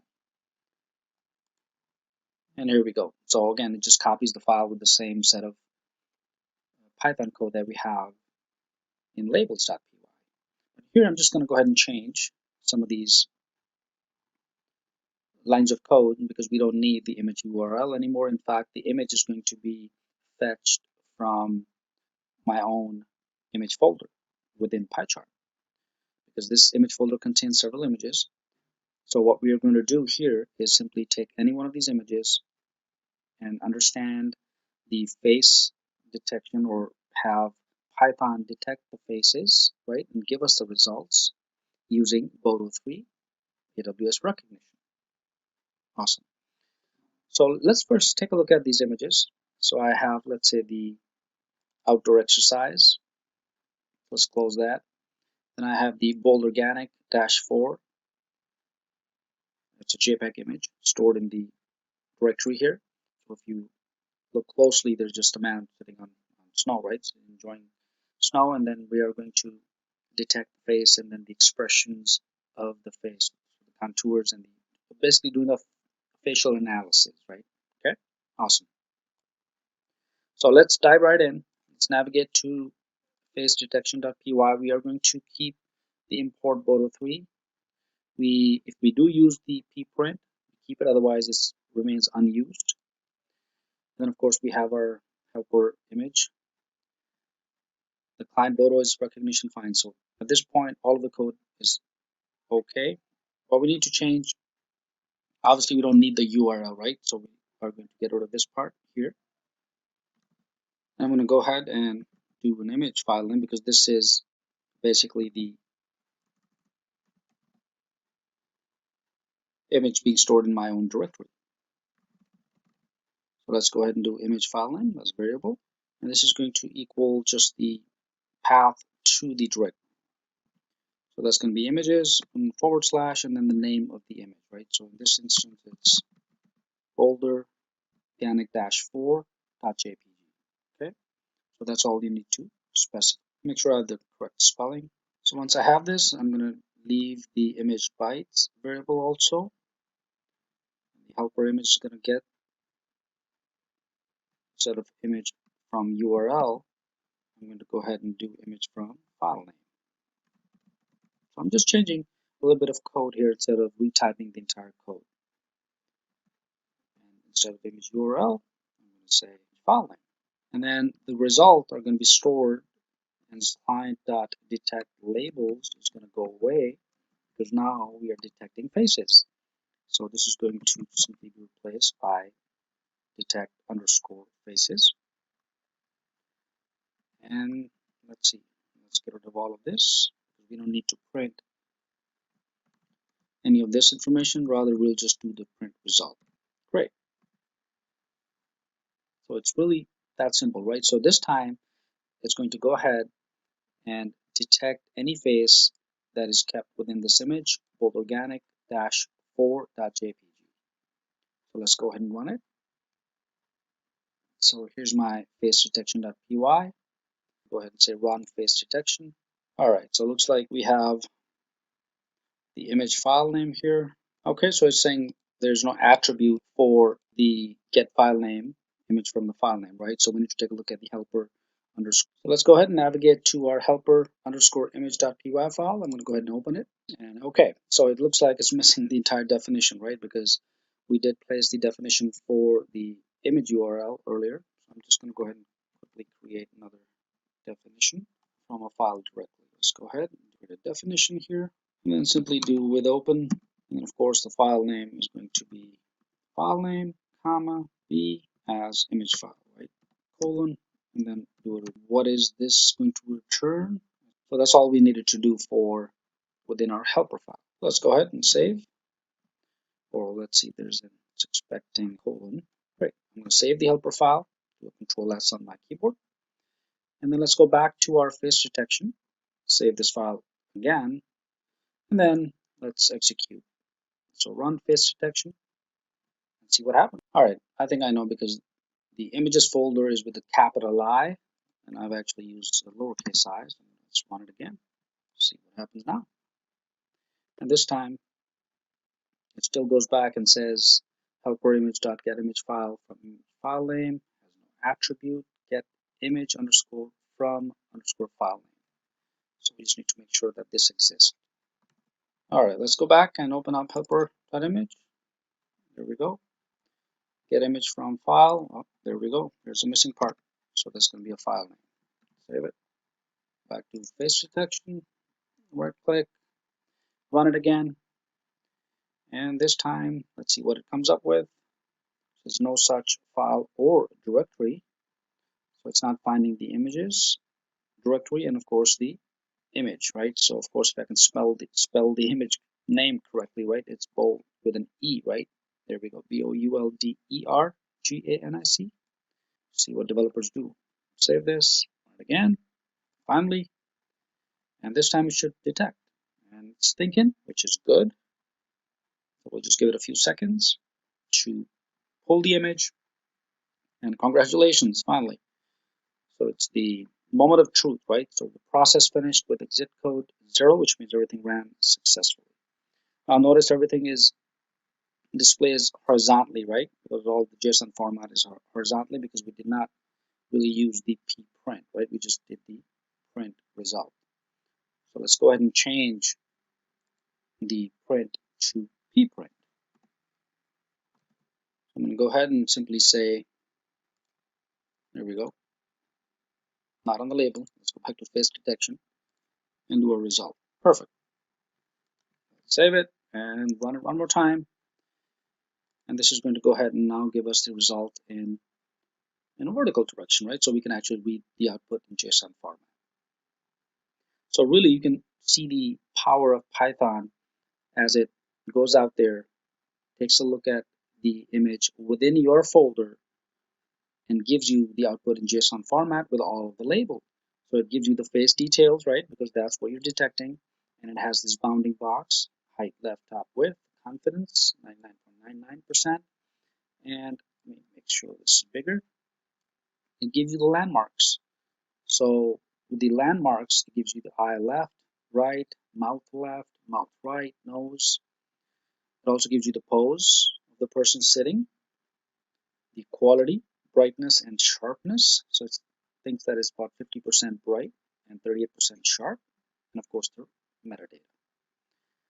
Now, the image that we actually looked at was this, right?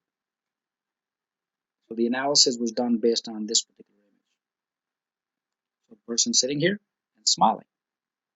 So let's go ahead and pull this image in Rekognition console and see what that gives us, right? What kind of landmarks, what kind of confidence will AWS provide to us? So I'm going to go ahead and switch to the AWS console.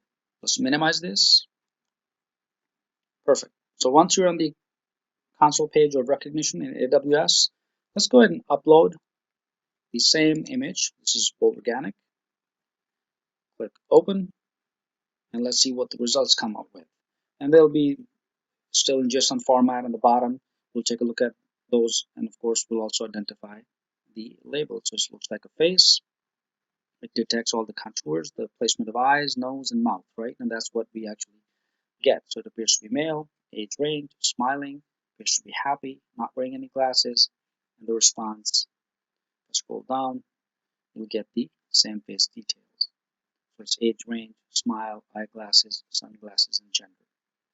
If you switch to PyCharm, you will see landmarks, you'll see pose, quality, but you don't get the additional face contours or the additional output in JSON, okay? In order to get the additional attributes, right? The ones that seem to be missing because we have, again, the landmark, orientation of the face itself, quality metrics, but we don't really get the smiling face, for instance, right? The other things that we saw in AWS Rekognition console. So all you need to do is let's navigate back to our face detection.py, and here just need to add an attribute, right? So we need to fetch all the attributes as well. So I'm going to go ahead and simply do attribute and set of brackets. Okay, so that's all you have to do. So let's go ahead and run this. Save this.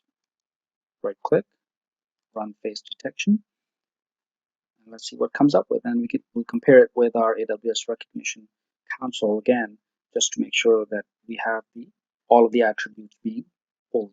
There we go. So it's finished successfully. Let's scroll up. All right. So we missed one thing, right? So we need to specify how many attributes do we want, right? So we want all of them or none. I'm going to go ahead and say all attributes, right? And this will give me all of the attributes that are part of this image. Great.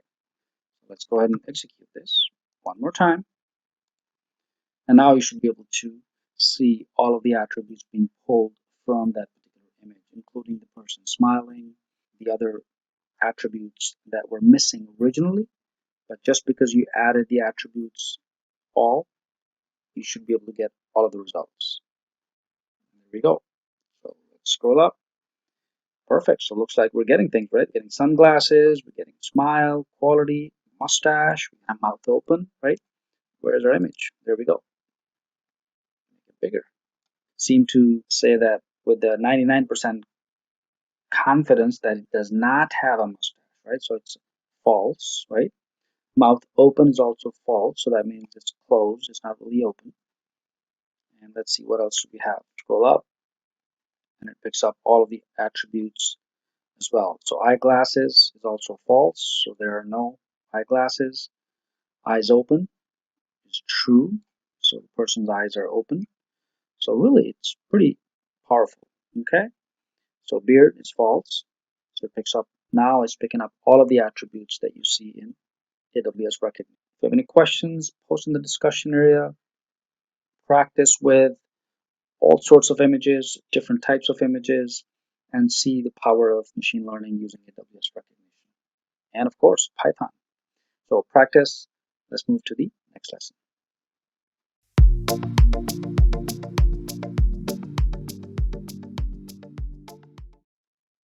Welcome back.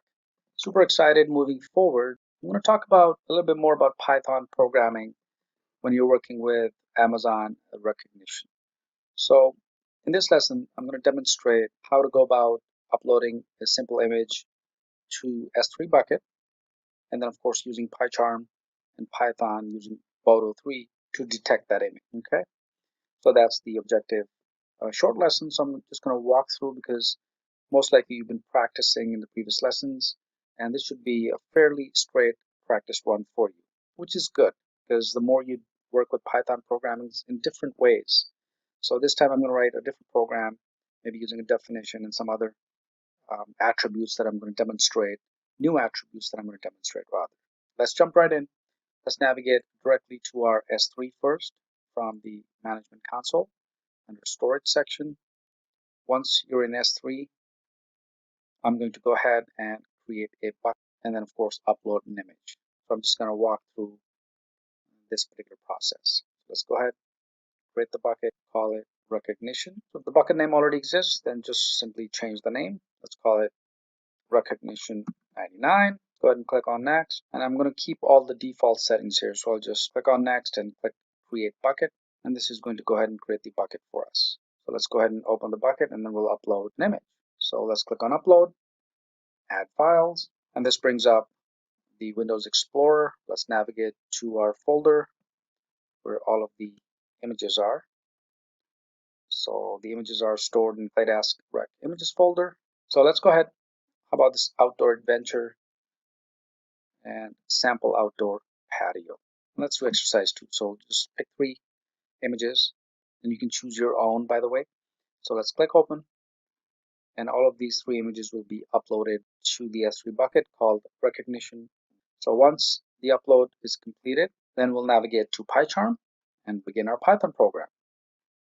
So we'll just wait, give it a couple of seconds for it to upload the required images to our S3 bucket. Great. So these three images have been uploaded. Let's navigate to PyCharm. So within PyCharm, I'm going to go ahead and create a new file. So right click on the root directory here and new Python Rekognition 1. Click OK. Great. So we have a empty or blank Rekognition1.py file. The first thing that we need to do, of course, import the Boto 3 library, right? So, or binding. So I'm going to go ahead and do import Boto 3. And then I'm going to run through the code itself. Let's do the main and just define the bucket and the photo itself. So the bucket equals bucket. I'm just going to run through the code and also explain as I move forward. Next is the photo, photograph, whatever. And this is the name of the photo itself, right? So you need to know which photo you like to use. By the way, this is where your bucket name goes, right? So let's fill this out as we go. Rekognition. I think it's 99. Just verify. Here's the name of the S3 bucket, right? So it's Rekognition 99, and then here are the three files. So I'm going to pick any one of these. So how about outdoor exercise.jpg? Go back to PyCharm, outdoor exercise. Moving along, I'm going to go ahead and do the client photo3.client, and then the argument, of course, in this is Rekognition, right? Because that's what we're going to use for AWS. Next, I need to do the client, or the response rather, the result, response, whatever name you wish to use. And whatever it is that you want to do, you want to do face detection, you want to detect labels. So in this instance, I'm just going to do the detect labels, curly braces, and do the S3. I'm also going to do, and then here simply pull the variable, right? The photo variable that's being declared up above. And then one of the other attributes that I can specify, for instance, if I'm just looking for a maximum value of labels that I like to get a response or as a result, right? So I could do something like, for instance, I could do comma and then do a max label, okay? So the maximum labels it is going to return are maybe 10. And next, of course, I just need to do a simple print. What this is going to print is the detected labels. I'm just going to say detected labels and concatenate this with the photo variable. And if I don't put any keyword or any argument parameter, of course, well, let's just put response, right? Because that's what I need to print. Great. So now we have a simple Python program. The addition that we did was, of course, bringing the S3 object called outdoor exercise, and then, of course, specifying the maximum number of labels. So let's go ahead and save and execute this. Right click and then do run. Rekognition1 is the file name and see what happens. So it's going to go out there to AWS and perfect.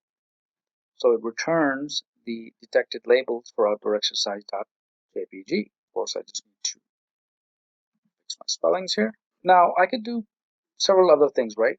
Like we've been doing in the past. I could do something like, for instance, pre-print, because this is again horizontal, right? So I'm a little difficult to see this way. So I can simply do the pre-print response, and of course I need to import the module as well. Save it, execute this again, and in this instance you'll notice it's a much more human readable format, right? So this is only going to display 10 labels. The maximum number of labels that are specified is 10. Just finds the, scroll up, the human here, and then the instances, the bounding boxes, person, playground, play area, shoe, clothing, footwear, apparel, and so on. So a simple run through again, but this time we're bringing the image from our S3 bucket. Practice with this. In the next lesson, we are going to take a little step further, and I'm going to write some a little bit more complex Python programs. So you actually get to experience some additional tips and techniques when you're working with Python. Practice with this. I'm pretty good at this. If you have any questions, post in the discussion area. And with this, let's move to the next lesson.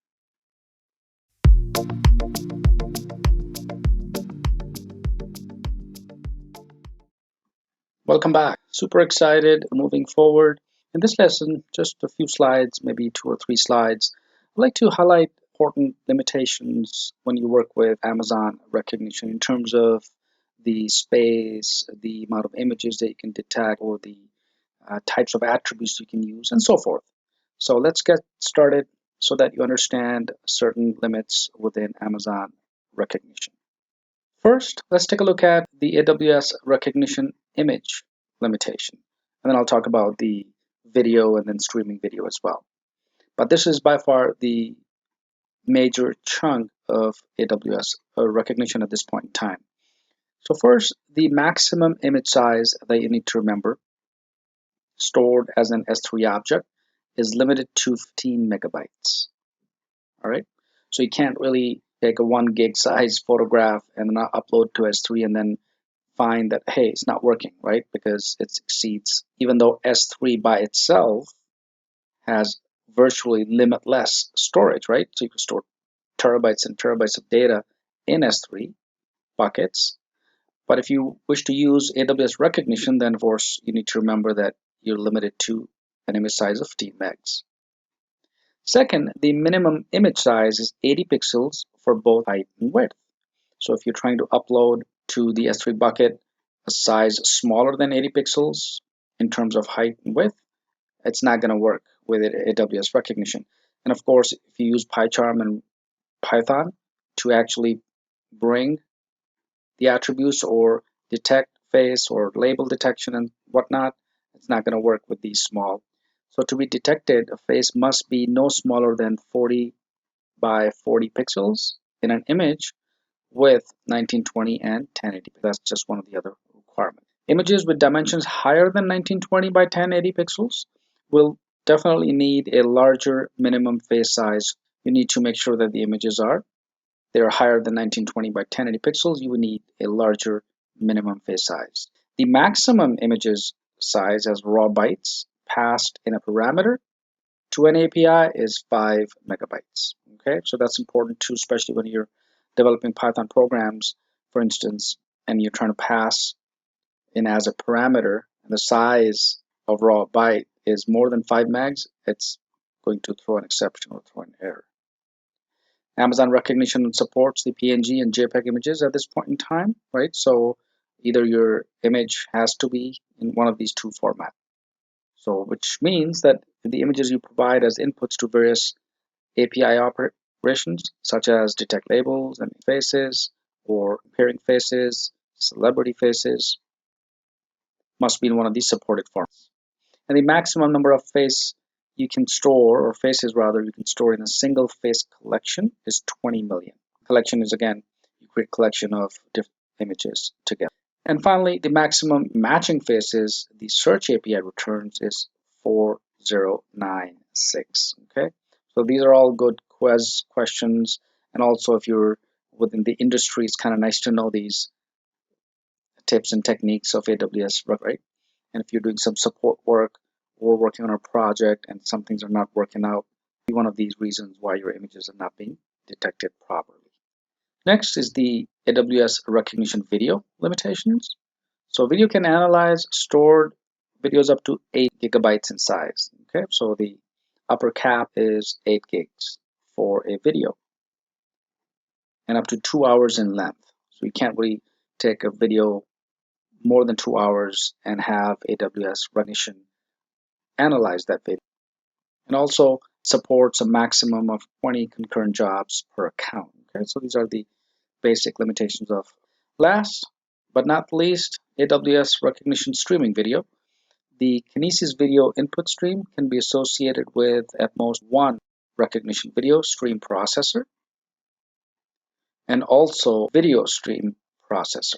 Both the video input stream and the data output stream, they are both associated with one Amazon Rekognition video stream processor. Okay, so that's the first 2 points. And third is the Kinesis video input stream and the Kinesis data output stream associated with the Amazon Rekognition video stream processor. They cannot be shared by multiple processors. So one processor must be associated with one particular video stream. So I just wanted to cover quickly some of the important limitations that AWS Rekognition at this point in time has. Now, AWS, of course, keeps on changing, so this requirement may be different as we move along. Keep an eye out for these changes, and of course, I'll regularly update all of the lectures.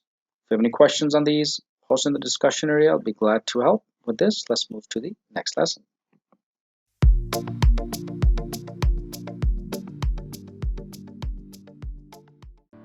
So in this lesson, we will learn how to create a new free web host. So let's move forward. I would recommend you to go to claydesk.runhosting.com, and on this site you can easily make a new and free web host. So to make a free web host, you'll scroll down and choose the free hosting plan. Click sign up, and it will redirect you to the page where you could fill in your login details and make your free account. So we'll choose ClayDesk free hosting plan, scroll down and click continue. Now it will take you to the page where you have to fill in your login details. So you'll write in your first name, mine is Saeed, and last name Ali, and your company, I'll write in ClayDesk, and then your email address, I'll type in my email address, and then password. After typing in our password, we have to write our address. I'll write my address, and then my city, which is Piscataway, and then my state. And then we need to write our zip code as well. And after that we need to choose our country.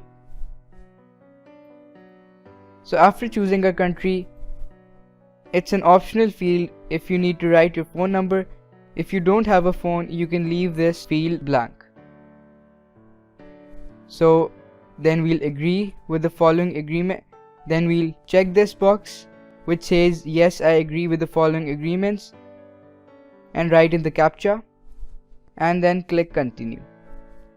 And it will process our request and send a confirmation email to our email address. So basically it says, congratulations, your web hosting account has been created successfully. Click here to log in. It is ready for you to explore it. So we'll click here and it will take us to the login page. But first we need to verify our email. So we will open up our email address,